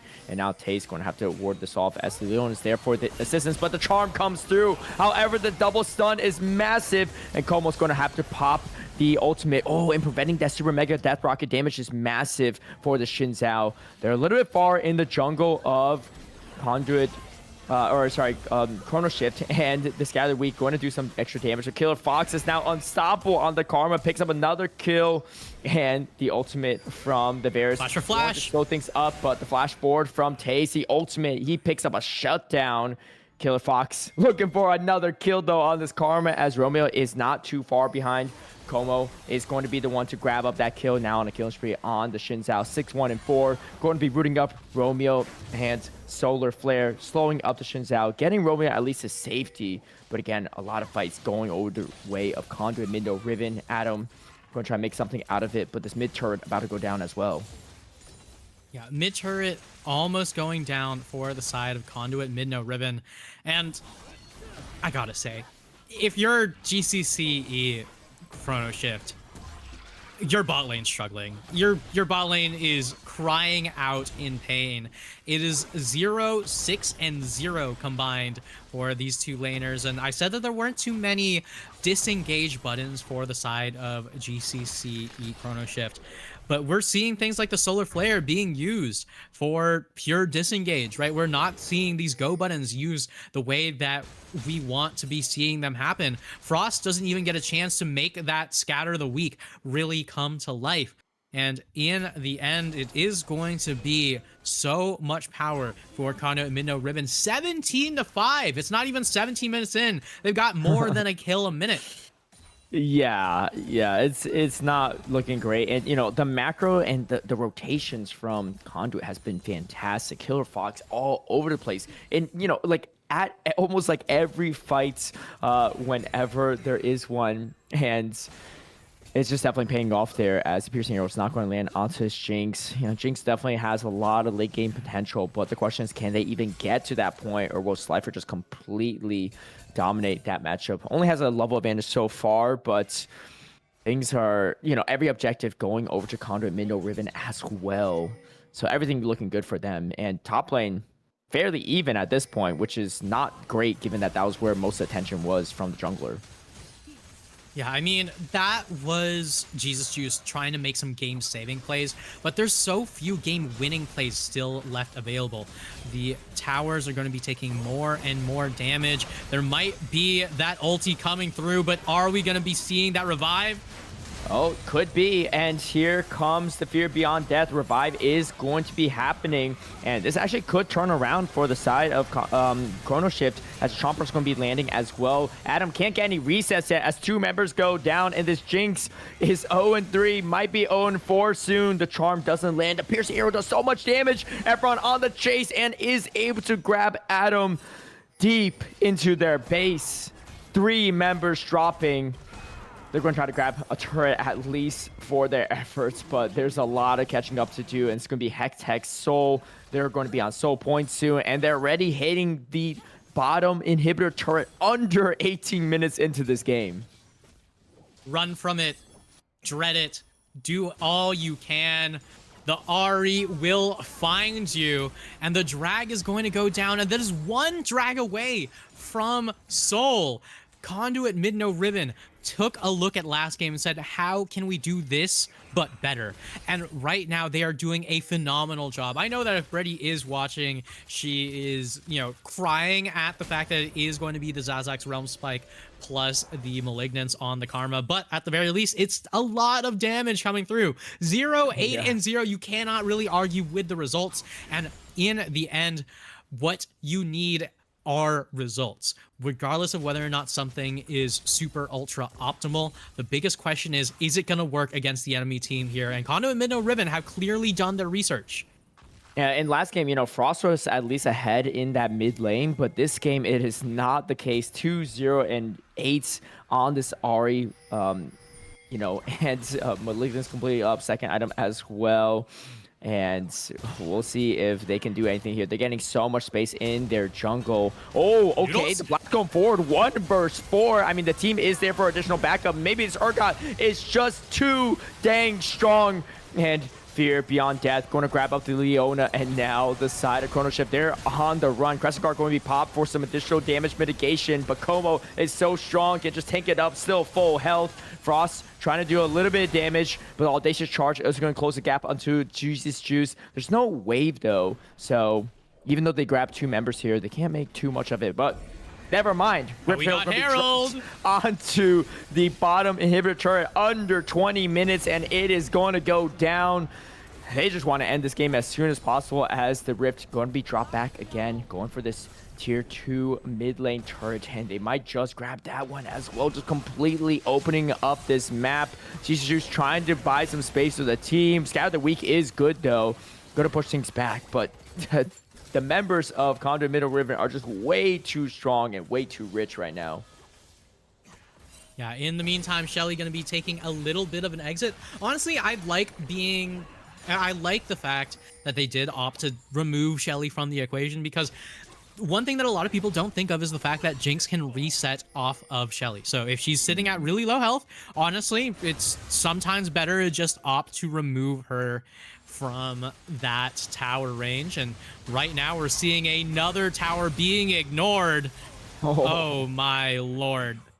Yeah, no jungler help needed, but Como actually might be caught in between 2 members. Is going to back off for now, but Noodle's picking up that solo kill. 7-3-3 versus a 3-7-1 of the Zahan. Zahan did catch up a bit, but in the past 5 to 10 minutes has died quite a bit of times, and they're looking to secure up this Baron. I don't think Chrono Shift can do anything to contest. Even this Karma is going to be hard to go through, as Killer Fox going to buy some space. There's a pretty big shutdown on Killer Fox though, so Killer Fox going to have to play a little bit safe, but the other members are not here. Just a Jax and a Leona. There's just no way they can contest this Baron, and that's every single objective going to the side of Conduit mid-no Riven. 1:30 until Hex Soul is going to spawn. And I mean, if this game was hard, it's just going to get harder for Chrono Shift. Caleb, last game, Chrono Shift at least got 1 grubby, right? This game they got like 2 cyberbullying. Yeah. Yeah, this is if you thought last game was tough for Chrono Shift, this next one, this current one is looking a little bit worse. And Como on the shins out, you know, quietly getting that 7-1 and 8 just been all over the map. And TES might go down yet again. The flash away, the flash forward, the Grim Deliverance with the Fear Beyond Death grabs TES again. Another solo kill for Noodles. 8-3-3 on this Urgot. They grab the turrets, the final outer turrets. They're looking for the final tier 2 turret on top of it. Jesus Juice has to be careful. 2 level gap, the item gap as well. And Jesus Juice going to land the counter strike, but the Karma is there for assistance, and Jesus Juice just goes down to a piercing arrow from Slifer. But Frost picks up a massive shutdown onto the Karma. I don't know if it's going to be enough, though, as meanwhile, they take out Adam again on this Jinx. And Jinx, the hyper carry of the team, just unfortunately is way too far behind right now in this mid game to do any sort of damage. 0-5-0. Really, really tough game for Adam. Yeah, I mean, what do you even do right now if you're Chrono Shift? Like, your top laner is sitting there saying, hey, I have the counter pick, it'll be fine. And then you look top lane and your top laner's flashing away, using the ulti, and the Grim Deliverance just goes straight to the graveyard. There's just so little that Chrono Shift are able to do in this game. But remember, it is a best of 5. There's many ways to try to deal with this one. And honestly, if I'm Chrono Shift, I cut my losses. You know, you say, hey, it's fine. We have a tough game, but we can make sure to come back once again. You cannot make a comeback unless you're down in the first place. And going down 2 games against the first seed is a place where a lot of people expected you to be. That's right. And we at least get some of that gold going back over, but the gold differential is still quite strong. About 13k gold difference. I mean, you pick up the Shadow Flame at least for Syndra, and Syndra's going to be the main damage source so far in this team. You have some damage from the Hen, but just getting completely shredded in the head-to-head versus Urgot. Urgot now 2 levels ahead as Scatter Week is going to be dropped. Frost trying to do whatever he can to survive, but no, does go down to Efron. Here comes the Zenith Blade, though, to lock up Killer Fox, but Killer Fox and the shields on the Karma, too bulky, too strong, as meanwhile, Slifer going to pick up the mid inhibitor turret, and the flash forward engaged. Como popping the Crescent Guard. TES caught in a tough position. Grim Deliverance is only delivering his own death. The passive is up, though. Maybe can make something of it. Fear Beyond Death completely missing, though, before TES was back up. And now Como looking to skirmish even further. Jesus Juice going to be the receiving factor of that. But the Hex Soul is doing so much damage in these fights. And Ephraim going to be caught pretty low as, unfortunately, members of Chrono Shift are going to have to back off. They're trying to sandwich the side of Conduit mid or Riven, but it feels like they're the ones going to be caught in the tougher position as 3 inhibitors do go down. Frost is back up, though, so they have to respect the damage from the Syndra. But there's just complete domination in the base of Chrono Shift in this fight, and all they can do is just clear the wave and turtle as long as they can. 3 inhibs down, but 1 more chance for Adam and Romeo to get on the board. It has been a rough game for Chrono Shift right now, but they have been holding on. They have been fighting back. You can see the amount of tenacity going into this one. You can see the amount of fight that's still left in their souls. You can see they're still trying to go for these kills. They're still trying to play spoiler. They're still trying to break their opponent's momentum. And in a best of 5 series, that's so important to show the fact that you are not willing to give up, even if you are more than 10,000 gold down. All right, this could be the last stand for Chrono Shift. They're going to have to pull off a miracle defense. And TES going to be the one charmed up right off the bat. If TES goes down right here, that is going to be a lot of the frontline misses. Grim Deliverance used defensively. Crescent Guard going to be popped as Como is actually quite low, but no heals back up. And it's going to be the Lune that goes down. Fear Beyond Death is going to grab up TES as well. Only 1 turret stands before the Nexus is completely wide open. And it looks like Conduit mid no Riven. They're going to grab the second game unless a defense can be pulled off. No, not going to be enough. Barrier pop, but only delays the inevitable. And Conduit mid no Riven start off this best of 5 series 2-0, and they're now on match point. Match point for Conduit mid no Riven. And they're dropping 0 games going into game number 3. It's looking very, very good for the first seed of the tournament. I'm extremely excited to see what this does turn into, though. Are we going to see the Conduit sweep, or are we going to be seeing GCCE Chrono Shift rolling it back, saying we've got another shot, we've got another chance, can we play to it? And just look at those damage numbers. It's so difficult to see what you do when your bot lane's got a combined damage that's less than the enemy support. Yeah, that Karma was definitely doing some damage, so much poke damage, and of course the story of the top lane for Conduit mid Riven is huge. Their top side and jungle, top and jungle, doing so much work in these fights, and you can see Noodles leading the charge in the damage on that Urgot. And Conduit mid Riven, they came off of a 3-0 last week in the quarterfinals. They're in semifinals looking to do the same. Does Chrono Shift have what it takes, though, to slow down this momentum and maybe force it all the way to Silver Scrapes? Well, they're going to have to win game number 3 before we could talk about all that. We're going to take a quick break before we get back to more action.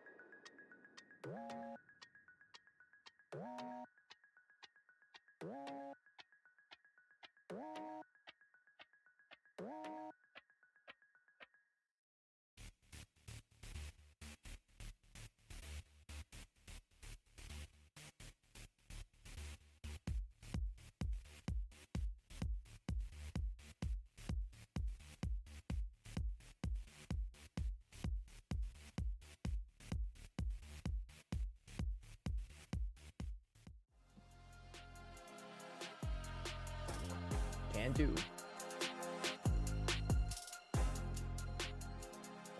All right, welcome back to Titan Esports. This Divinity League. We are in the semifinals of the playoffs. Conduit, Midno, Riven, 2-0 advantage over GCCE Chrono Shift, and they are now on match point in this best of 5. I'm Caleb Payne. I'm joined with Anti, and I got a question for you, Anti. What does Chrono Shift need to do to stop the 3-0 sweep from Conduit, Midno, Riven? Okay, so if I'm going to be completely honest with you, right? No flame whatsoever. We're just going to do cold, hard facts right here. Start playing around Frost, please. Right? You have one person who is consistently finding ways how to get ahead in lane, how to be a huge force. Even in that last game where it was very, very difficult to actually play the game, that was because Conduit, Midno, Riven realized Frost is really good at the game. What if we toss 2 people into his lane on repeat, right? And it made Efron into a very, very strong Ahri, made it very difficult for the game to be played, but still, Frost was the only one to outdamage his opponent, right? And you need to cut your losses. You need to stop playing around your opponent's win conditions and actually pick one of your own. If you're only ever doing reactive jungling and your team doesn't clearly hard outscale, good luck actually winning the game. Yeah, definitely. And Efron got the better of that matchup in that second game, so super popped off on that Ahri.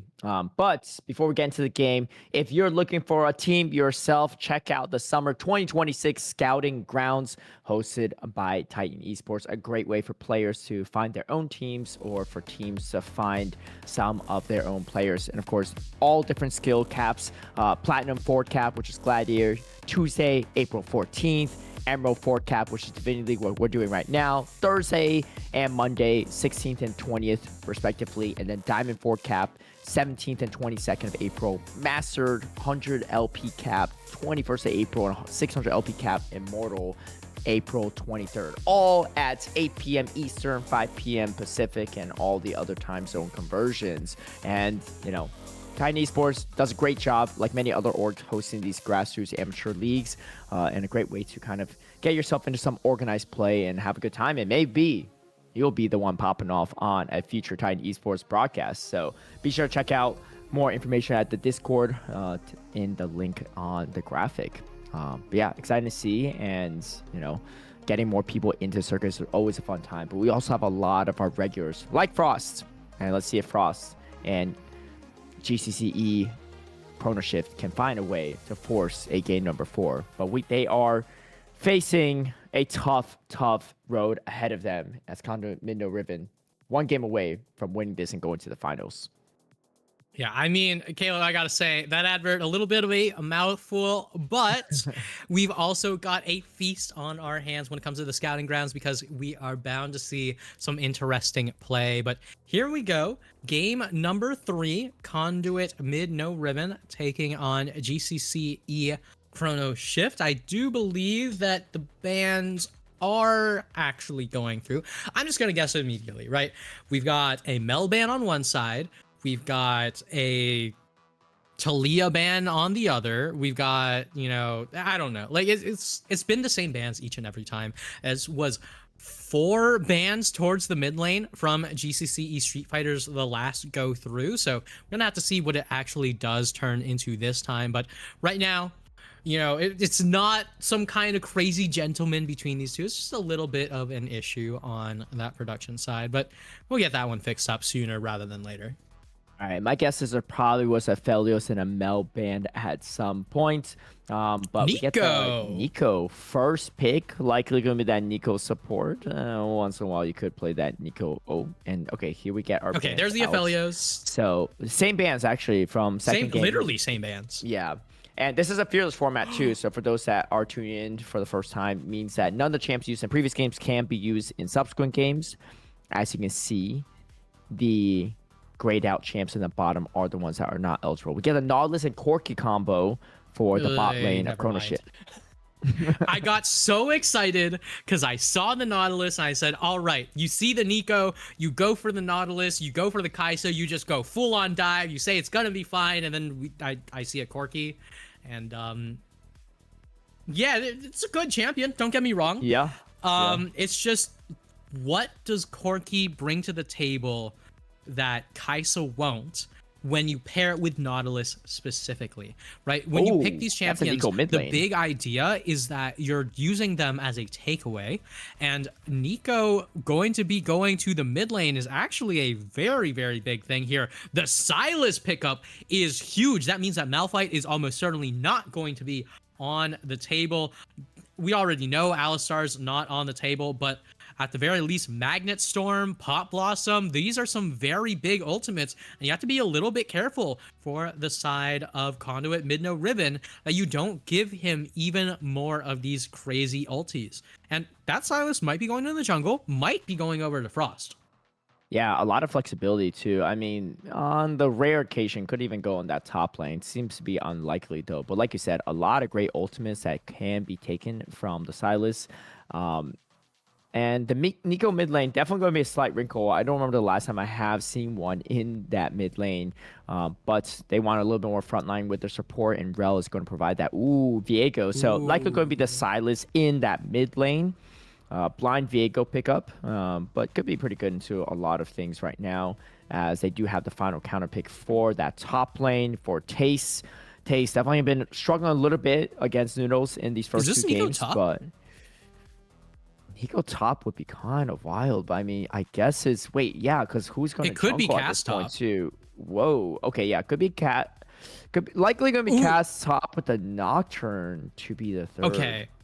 I gotta say, right, if this was if this was like, let's say, Rakan or Seraphine, this composition would be disgusting. It already is really, really disgusting. But right here, this means that it pretty much has to be oh wow, no, it's actually going to be the Cassiopeia in that mid lane. Whoa. So it is going to be a very good position for Taste on that Scion. There's very little that Noodles for 2 will actually be able to do. But the big thing is, we talked about death ball compositions before, and this is the death ball of death balls for Conduit Midno Riven. You turn off the lights, you have the grounding poison, and good luck getting away from Magnet Storm Pop Blossom, right? That is so much damage that becomes very difficult to avoid in a competitive setting, but that's Petrifying Gaze, that's Magnet Storm, that's Paranoia, that's Pop Blossom. All 4 of these ultimates, insanely good for Sylas. They absolutely are. Great team fighting potential. I don't know about this Nico into the Scion top side. I've only seen Nico once. It was when I was trolling around with the Dr. Mundo top lane, and the Nico did not fare that well. Noodles did get a lot of solo kills against Taste in the past 2 games, but you might be feeling pretty good if you're Taste still playing Scion to Nico. I think we'll have to take a look at, level 2, level 3, honestly, and then if we do have these junglers pathing towards that top lane, that will be a huge decider as to what it actually does turn into. All right, here we go. Match point for Conduit Midno Riven. They're trying to close it out there. A little bit of spice as well with that Nico on top, but Noodles for 2 has been playing fantastic so far. Let's see if he can continue here as Frost going to land the abduct, and Noodles going to be caught in a tougher position as Efron is here for the backup. Noodles still has a decent amount of health, still has that flash available if need be, and actually they're actually chunking quite a bit of the health bars on the side of Chrono Shift, and now that the wave is here, they don't really have a lot of time to respawn. Noodles feeling pretty confident on this Nico, but Tace, a different beast in this game as he is on the bulkier Scion, and they're just walking side by side together. Oh, the flash forward auto.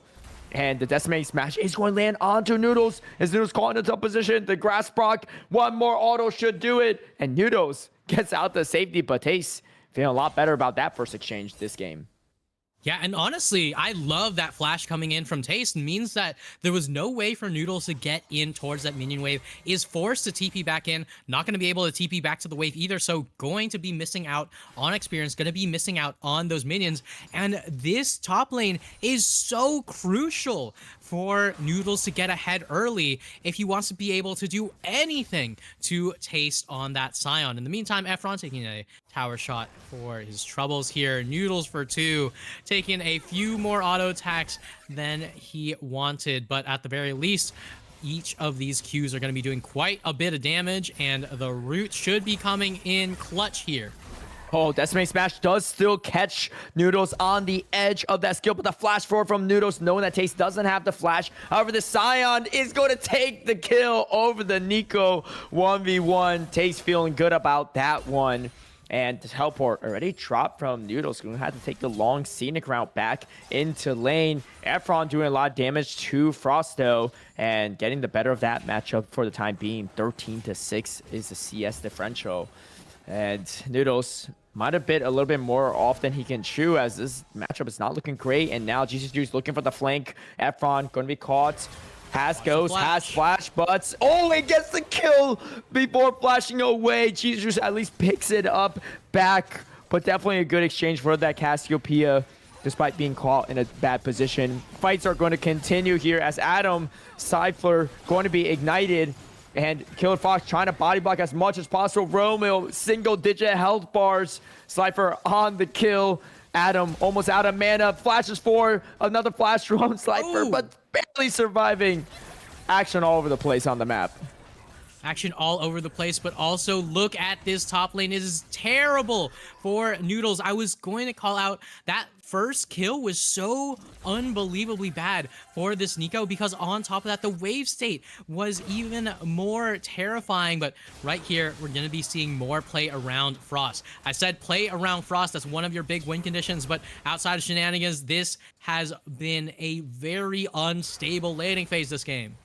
And Efron almost doubled the CS, actually is double the CS of Frost and Noodles. The matchup does not get any easier. Another solo kill from TES. This is the revenge of TES this third game, but maybe overstaying a bit as Como is here for the additional assistance. There's just no way the Scion could win this one, right? I mean, you have the shield coming up as well. Going to buy a little bit of time, but Como just a few more autos away and is going to take out the Scion. So maybe get a little too greedy on Scion, but I don't know if TES even had time to recall or not. Great rotation from Nocturne to grab at least one kill back. Yeah, honestly, if you're TES there, you definitely stayed a little bit too long. You just have to cut your losses and just go straight on in towards that tower. Just, get as many of the minions as you can. Try to mess up that minion wave a little bit more. There's a lot of this 2v2 going on in the bot lane. Seems like GCCE Chrono Shift were very unhappy about how the last one went, and they are just turning around that narrative. This time it is their bot lane, it is their top lane. They're both doing extremely well, and their mid lane, that is the one that is struggling, but it is far from over there. At the very least, we're seeing Jesus Juice get a lot of this farm going, and even more suffering for Noodles for 2. Yeah, it looks like TES is barely even CSing. Just wants to hit Noodles as much as possible. Getting a little bit of payback after the first 2 games. And now TES feeling really confident. These 2 early kills has been massive. And landing every one of these decimating smashes. Not allowing Noodles to farm at all. I mean, TES not really farming either. He's just farming some grass procs. But that's fine too, TES looks like having a much better time of it in this game. And just having fun with it as Noodles. Yeah, I don't know. This Nico top might not be panning out as well as he hoped. Yeah, I mean, I gotta say, right? Noodles, every time that you hit W, it's really cool and all, but how much are you actually getting out of it? Not too much, as the Scion immediately pops that unstoppable onslaught. Just very, very little that you can do into a Scion barreling at you at 5 miles an hour. Just goes straight on in with the paranoia, though. Oh, a massive direct on Dote slop to pursue onto the Corky, but Blade Caller going to be stunning up, and now Jesus Juice is here for some additional backup. Como's going to have to back a little bit further away. Health bar is kind of low, but the bot lane of Midno Riven still looking strong in this game. A little bit closer of things, though, to start this game off. Not nearly as brutal as the last one. In the meantime, Cypher right now trying to get a bit of a root onto Adam, and there it is. One more auto will do it, and donating the kill over the Rel for Killer Fox. Maybe not needing as many kills as that Karma game, as Rel with a lot of kills won't nearly be as useful. And TES, level advantage, CS advantage, 3 solo kills against the Nico. He's feeling good about this game for sure, as who knows, gonna have to find a way to be useful in this game. You know, maybe go and run for a team fight. But I think in the late game, who's going to side lane against the Sion, right? It's probably just has to be Efron at a certain point because no one else can really do it. Yeah, I mean, honestly, I will say, at the very least, right, Sion might be in a very good position. You might be very happy about this one. Efron's got a flash. All right, Dredgeline is going to land, but the huge Caspial ultimate is going to lock up Frost, and there's just no damage coming from the Nautilus to continue that engage. Great reaction from the rest of the team from Conduit mid to Riven. They're looking to secure up this first Drake. They love that priority, but there's a decent wave crashing here as Adam going to have to try to run out a bit, taking a lot of auto damage from Slifer, and Slifer just going to slowly clear this wave as the rest of the team grabs up this Hextech Drake. Yeah, I mean, as I was saying before, I was so rudely interrupted by, you know, the Nautilus gank, is you do, at the very least, if you are Conduit mid or no Riven, have a very good team at dealing with Sion, right? Xayah does a lot at making sure that Sion cannot get out towards that back line. A huge amount of damage onto Efron. Actually, the fight fully starting up. Dredgeline going to land onto Slifer as well, but the ultimate is going to be used to get Slifer to safety, but Frost only a second away from grabbing onto Slifer. Stunned up though, and Slifer trying to find some space. Meanwhile, Jesus just trying to lock down this ADC, and they're just getting flanked from all sides. Romeo trying to land a Dredgeline onto Killer Fox, doesn't get to it. Jesus Juice trying to find another kill, not going to be able to find it. Turret is aggroing onto Frost. Frost taking a lot of damage and saying, you know what, I just gotta get the kill in return. Doesn't quite get it, overextending a bit as Silas goes down yet again. Sion proxying this top wave. I mean, this top lane matchup is kind of goofy all across the board. They're just doing their own kind of shenanigans, but the fight is a lot closer to this game as 7-6. Drake still goes over to Conduit mid no Riven. I mean, at the very least, TES is finally farming, right? This Sion has had such a lead for such a long time, but if you look at the minions, you don't really see just how ridiculous this Sion has been. Able to trade so well, able to just pick up so many waves. And if you are Conduit mid no Riven, you are hoping to God that your Cassiopeia comes online. You're hoping to God that your Xayah comes online, because this Nico is not going to be much of anything except for CC. That is going to be a build towards that Rocket Belt, so that way you can threaten the Pop Blossoms into the backline, but you're not going to be able to get the same kind of crazy damage that you used to see, that you're usually seeing, sorry, from these Nikos. Yeah, I was just looking at the scoreboard here. I was a little bit surprised. I thought that Romeo had a lot more assists, but actually only 0, 1, and 0. But I feel like Romeo's landing a lot of these dredge lines, maybe just not able to secure the kills that they need, but has been very reliable on the crowd control in these fights. Killer Fox trying to buy as much space as possible. There's a low advantage though on this bot lane as the Magna Storm is available. It's going to be used as well to lock up Romeo and Adam for bits. Not enough follow damage from Slifer for now though, and Adam feeling pretty confident to just exchange some of these blows as neither ADCs have completed their first item yet. Both going for that call for a little bit better econ. Yeah, I mean, it's kind of funny that we got like a little bit of this. Oh, hold on. Catch hold that. on. The flash forward stun. Barry going to be popped. Meanwhile, TES takes out Noodles yet again in that top lane. Fights all over the place. He's just going for an aggressive flank. Great position here. Can he grab up the kills? The health bars are kind of low. Going to just smite up Slifer. Slifer going to drop the ultimate to buy a little bit of space. Blade Caller not going to root up anyone though, as Nocturne defensively used to try to get the bot lane to safety. And here comes the Nocturne, but the reset. Jesus Juice grabbing the soul of Rel, stunning up Como. Como taught in the top position. Teleport coming through as well from Noodles. But Noodles doesn't have the damage and only gives up the ultimate to the Silas. A triple kill for Jesus Juice. 5-0-1 on this Viego. They know their tournament life is on the line. They have to win this game to have a chance to continue their chances of getting to the finals. And Slifer going to be the last to go down. Quadra kill delayed for Jesus Juice. And GCCE Chrono Shifts roars to life, shows that they are not going to be going quietly into the night. They are going to try, at the very least, to bring it to a game number 4. It is so strong for Chrono Shift in this game, but here comes Efron, the Cassiopeia, doing so much damage. Are you going to force a full-on flash? Oh. No flash to force. Instead, it is going to be the kill. The shutdown going straight over to the Cassiopeia, one of the few champions that would be able to deal with a Scion. Yeah, that's not a great look though for Chrono Shift. That's a big shutdown on that Viego. Still though, 6-1-1 has the Kraken completed, and now Killer Fox trying to find a little bit of vision, and Slifer going in. Magnet Sword's going to be dropped, but only grabs up the Nautilus for the time being, and Nautilus fairly tanky. Blade Caller going to root up Romeo, and Romeo does go down to Como, and now Adam going to have to try to hug the tower a little bit. 3 members here strong. And 2 kills going back over to the side of Mindo Riven.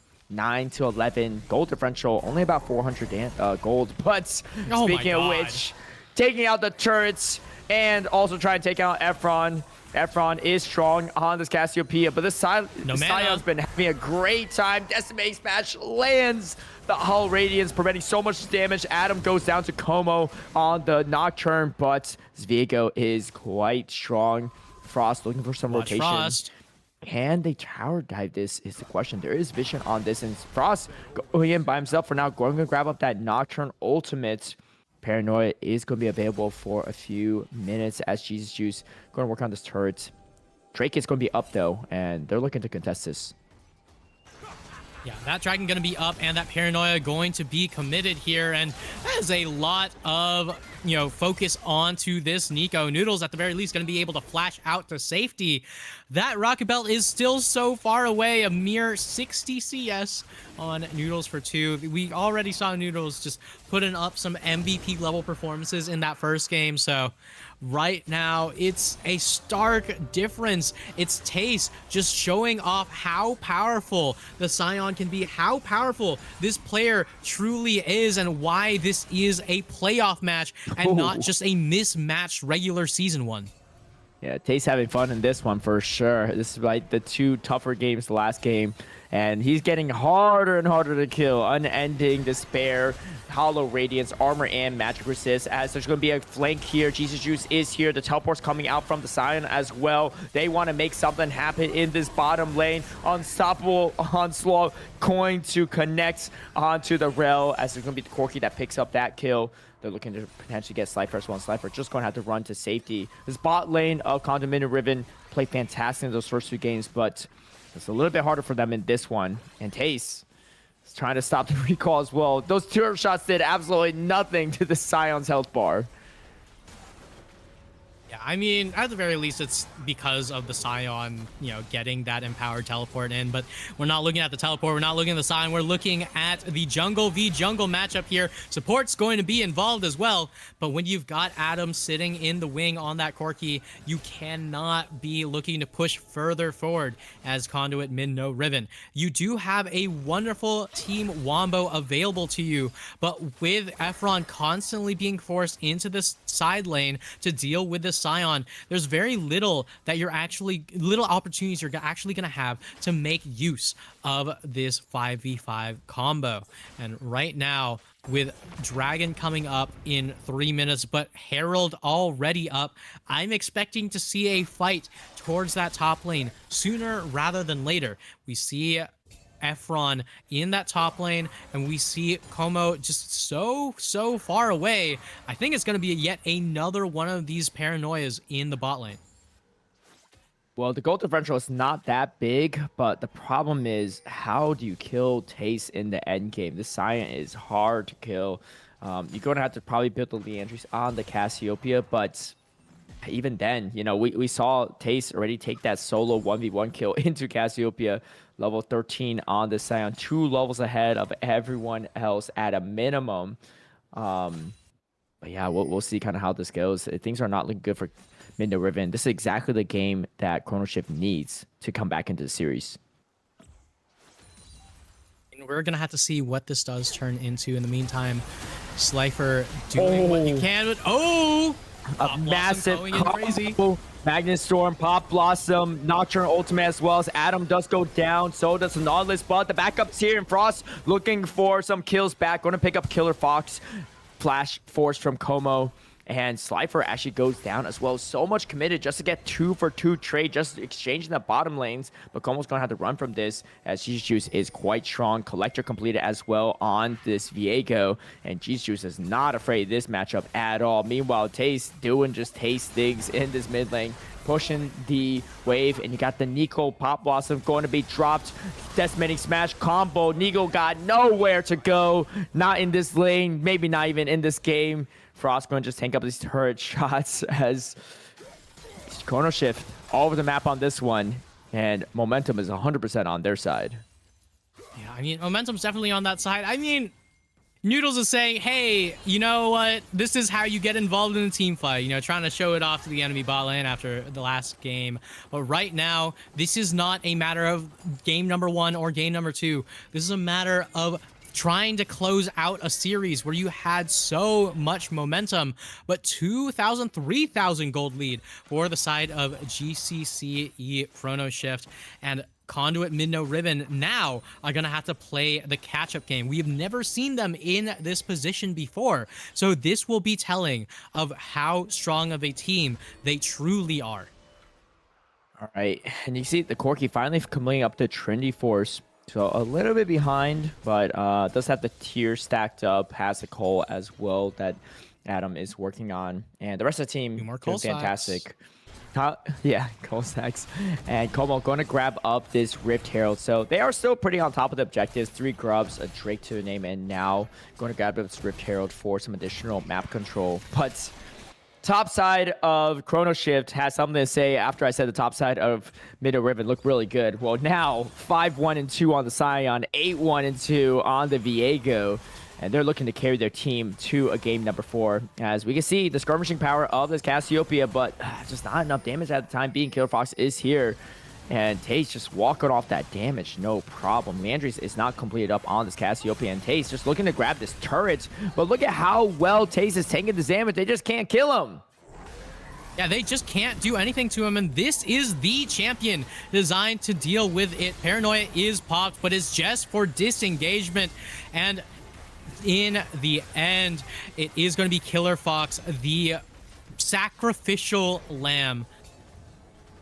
And Killer Fox, knowing the duty, knowing you got to protect Efron and the carries to somehow get back into this game. But the gold lead is starting to grow. 3K gold differential.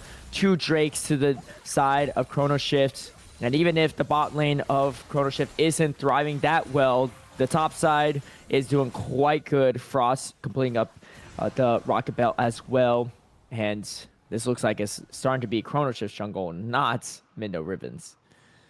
Yeah, but the biggest question is, can you get to 4 items? If you can get this Xayah to 4 items, then this Xayah will start ripping through the entirety of GCCE Street Fighters. The Pop Blossom going to go wide. Noodles for 2, going 0 for 2 on that one. 0 for 6, really, as far as this game has gone. But it's just a big question as to how are you actually going to team fight, right? You're seeing these Pop Blossoms being used up early. You're seeing the Paranoia being used for disengage. You're not seeing the Wombo combo, the 5-man death ball really come into fruition in the same way that we've seen this team play again and again.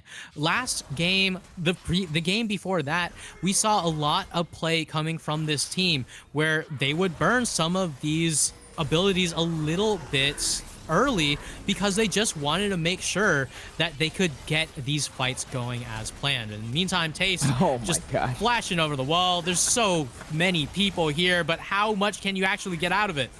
Oh, and the shutdown does go to Efron. 4v1 is what it takes to take out TES. But they're getting so much value all across the map elsewhere, and TES finally does go down. A bit of a breathing room for Conduit Riven as they see how difficult it is. Pop Blossom going to be stolen, going to be used as well. And the Abduct lands onto the real one, not the clone. And Frost picks up the solo kill over Nico, which, this Nico's been a game. It has been a game, but I gotta say, right? Your good stuff for Frost to be able to find a way back into the game, right? Was struggling quite a bit on that Silas into the Cassiopeia, but right here, able at the very least to pick up the kill onto the one of the opposing solo laners, and Herald now going to be dropped into that mid lane. I do believe that that's more of an expiration moment rather than a particularly good time to drop it, because you got the dragon coming up in what, 2 minutes or so, and at the very end you can't really stop this one from hitting the tower. A lot of gold for Shelly. I thought that TES was going to be able to make her back off a little bit, but Roar the Slayer not going to be nearly terrifying enough for our purple friend. Yeah, at least getting a crash onto that turret will be something better than nothing. I will say too, Noodles being... Oh, here we go. And it's going to be the Magnus Storm that's going to be stolen up. Going to be able to slow up a few. Pop Blossom is going to be used, only taking up the Viego, but that's actually 2 massive pickoffs. The flash forward engage from Killer Fox. He's not scared of nothing. Cypher already below half health, so has to play this pretty safely as TES is here on the Sia. And again, we talk about how hard it is to kill Sia, but a few beautiful clone to stop the unstoppable onslaught. TES might be hard to kill, but if they can't kill anyone afterward, it's not so bad for Conduit Mini Riven. They pick up 2 crucial kills there in the mid lane. Yeah, and the question is, who's going to be able to make use of this gold? What is it that Conduit and Midno Riven are going to be able to do with that influx of gold? It is 23 minutes. There's less than 2,000 gold difference, mind you. But right now, 1 more tower taken down should be a big influx of gold for GCCE Chrono Shift. And as we've seen time and time again, this team is not something that is to be trifled with. They went the full game 5 distance in the last week, but this time around, they are on the verge of being eliminated in semis. About 10 seconds to the Cloud Drake spawning up. Decimating Smash does land on the Killer Fox. Not going to do too much damage as Efron is slowly building up to that. Leandri still a little bit off. But they do have to potentially contest this fight. It will be soul point for the side of Chrono Shift, but they could just opt to let this go as they don't think they have the positioning or the pocketbooks to contest this fight just yet. The gold differential is really not that big. It's just more so the composition of Chrono Shift is going to be tough in a full 5v5 fight. And let's see if they're going to spot them out. They're all in the bush. Pop Blossom does catch onto the Corki and the Nautilus as Frost going to be the first one to drop. And yes, there's going to be a Decimating Smash going to be landed, but is there enough damage for the rest of Chrono Shift? And it looks like Midno Riven might be able to do it. All 5 members are still alive. It's just TES alone trying to hold it down. He might be hard to kill, but he is sure indeed killable. And Baron might be on the eyes of Midno Riven as it's just the jungler up for Chrono Shift. I've got one question for you, Caleb. Is that Falco? Because as far as I'm concerned, that ain't Falco. That's a Wombo combo that we've been waiting for since Champ Select. The Baron goes down. Conduit Midno Riven thrust themselves back into the lead. They're still down a tower, but they've already evened up the gold, taking even more for themselves here. And this Baron push is bound to be game-breaking. Man, you know, some people question the Noodles top pick from Nico. Some people might still be questioning it, but that was a beautiful engage onto the bot lane of Chrono Shift to set things up. And, you know, playing a lot of utility in this game for Noodles after carrying those past 2 games.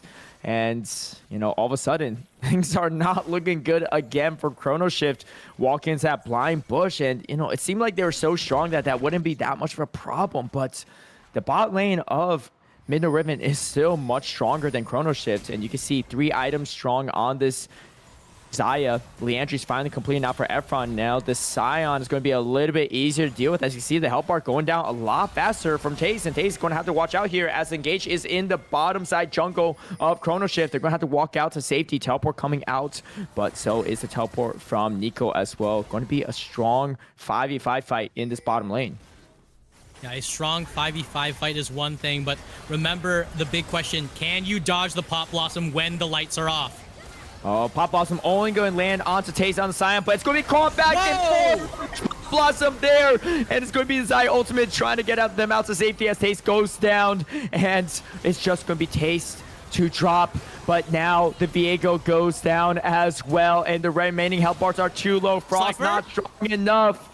It's going to be Efron that does drop, though, on the side of Midno Riven. However, Adam and Romeo, they're trying to run for their lives. It's just a lone Nautilus in return, and somehow Midno Riven's turning these fights around despite a really tough early game. GA available on the Nocturne. Como holding it down for the team all 3 games straight, 9-1 and 10 on this Nocturne, and they're finding a way, and they finally have the gold lead as well. I mean, Caleb, I said that the question is, can you get this Zaya to 4 items? The question at this point is, will this Zaya get a chance to get to 4 items? Because we are seeing just Conduit Midno Riven just rip through the entirety of GCCE Chrono Shift, and it was such a beautiful Pop Blossom in return from Frost. But once again, if you're running towards the Zaya, there is not an AD carry in the game that wants to walk backwards more than this one. If you're running towards the Cassiopeia, there is not a champion in the game that will punish you for walking forward towards them more than this one. It is such a ridiculous counter engage for Conduit Midno Riven. The Baron is used to take 3 towers, but in the end, that gold lead is looking very, very nice on the side of Conduit Midno Riven. First seed in this tournament for a reason. Yeah, and 3-0 last week in the quarterfinals. They're looking to repeat that success in semifinals, and it looked tough for them to start things off, but their team fighting just too strong, even with the turret there to do some additional damage in that fight. Dredge 9 not going to land as this Cloud Drake is going to spawn in about 30 seconds. You can see Chrono Shift trying to set this up. This is going to be Soul for them, and that will be one great way to get back in the game. But the Pop Blossom is massive, catching 4 members. Corky going down instantly. So does the Viego, and TES going to be the last one in the middle of it. Nautilus goes down, and it's just lone Frost trying to run back to safety as Unstoppable Onslaught actually does get TES out and away. However, they're going to try and continue to push this with the 5-2 man advantage. Mid inhibitor turret not going to last too long as there's so much damage from the composition of Midno Riven. Looking for an inhibitor as well. They might look to end the game. There's still about 10 seconds on the Corky and Nautilus. They might just opt to pull back here as that might be a little bit too ambitious. They don't want to give away a lot of these crucial shutdowns. Yeah, they don't want to be giving that away, and they want to make sure that they're not giving away a chance of that Dragon Soul, right?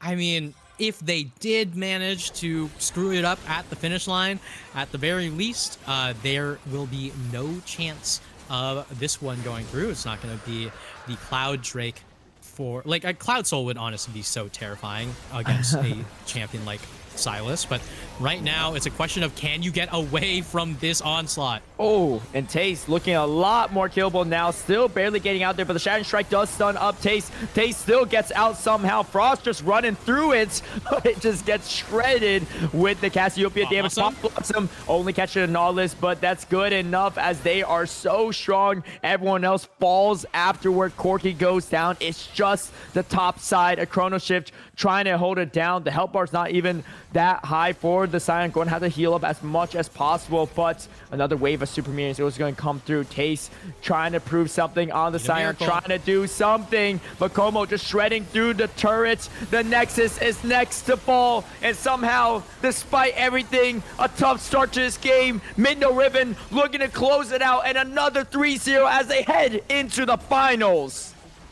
And it was looking so much better for GCCE Chrono Shift, but it was not good enough. It is Conduit Midno Riven, our first seed, making it to finals in a 3-0 that at sometimes looked unfair and other times looked extremely shaky, but not a single game dropped in playoffs will set this team on the path to victory of the entire season. Wow, Noodles made it interesting for sure with the Nico top, but Noodles came in clutch in those end game team fights. So many beautiful pop blossoms to start things off, really in that river bush fights to catch the Corki, the Nautilus, and it just looked like there just wasn't enough damage. I don't even know what that might have been the turning point, because things look so good for Chrono Shift. You know, GCCE starting off 6-0, unfortunately giving a shutdown away, and the TES finally go down on a 4v1 gank, but still look pretty unkillable besides that. And then things starting to shift faster and faster over to mid-no Riven. That was a 30-minute game, and it didn't feel like one, because it looked like mid-no Riven was struggling for the first 20, but the last 10 minutes, it was all them. A 30-minute game is one way to put it. A 30-minute comeback is another way to put it, right? And so much of the time, I say, when teams lose is where you start to see the real mettle of the team. This team did not lose, but you could see that tenacity, right? So many people doubted that Nico top pick, and while it was abysmal in lane, I would honestly argue that Cassiopeia top would have been so much better, and the Nico mid. But they understood their win conditions once it started getting towards the later stages of the game, right? I was complaining on stream. I said, hey, you have a 5v5 Wombo team composition. Why don't you 5v5 Wombo? And they did not do it until 20 minutes in, where one Paranoia, one Pop Blossom, one Magnet Storm, one Petrifying Gaze, and one fed as hell Zaya ghost in, and they just managed to turn that fight around and that game around. It was so well played from Conduit mid-no Riven. I mean, Caleb, I honestly think the biggest question I have for you here is, who would you give MVP to?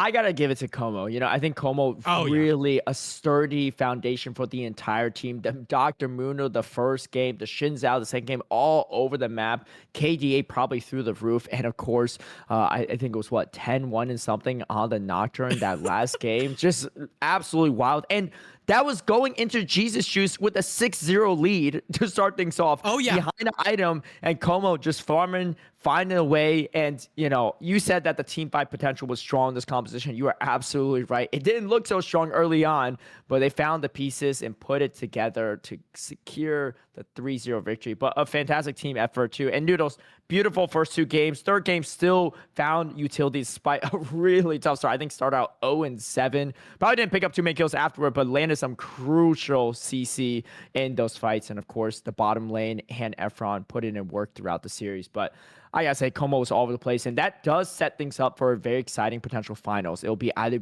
between XSV Dusk, who was 3-0 last week and is playing right now against Conduit Cybercuties, who was also 3-0 last week, and that's gonna be really exciting to see. If it's Dusk, you know, I think Midnight played really, really well for the jungler side of things, but if it's Conduit, Cybercuties, that's a Conduit versus Conduit finals, and that's an exciting Another one for the org as well. Yeah, definitely. And hey, that's like a win-win situation if you're a Conduit fan, but I'm sure that'll be a fun one if it gets to there. So yeah. I think we're set up for a good finals either way.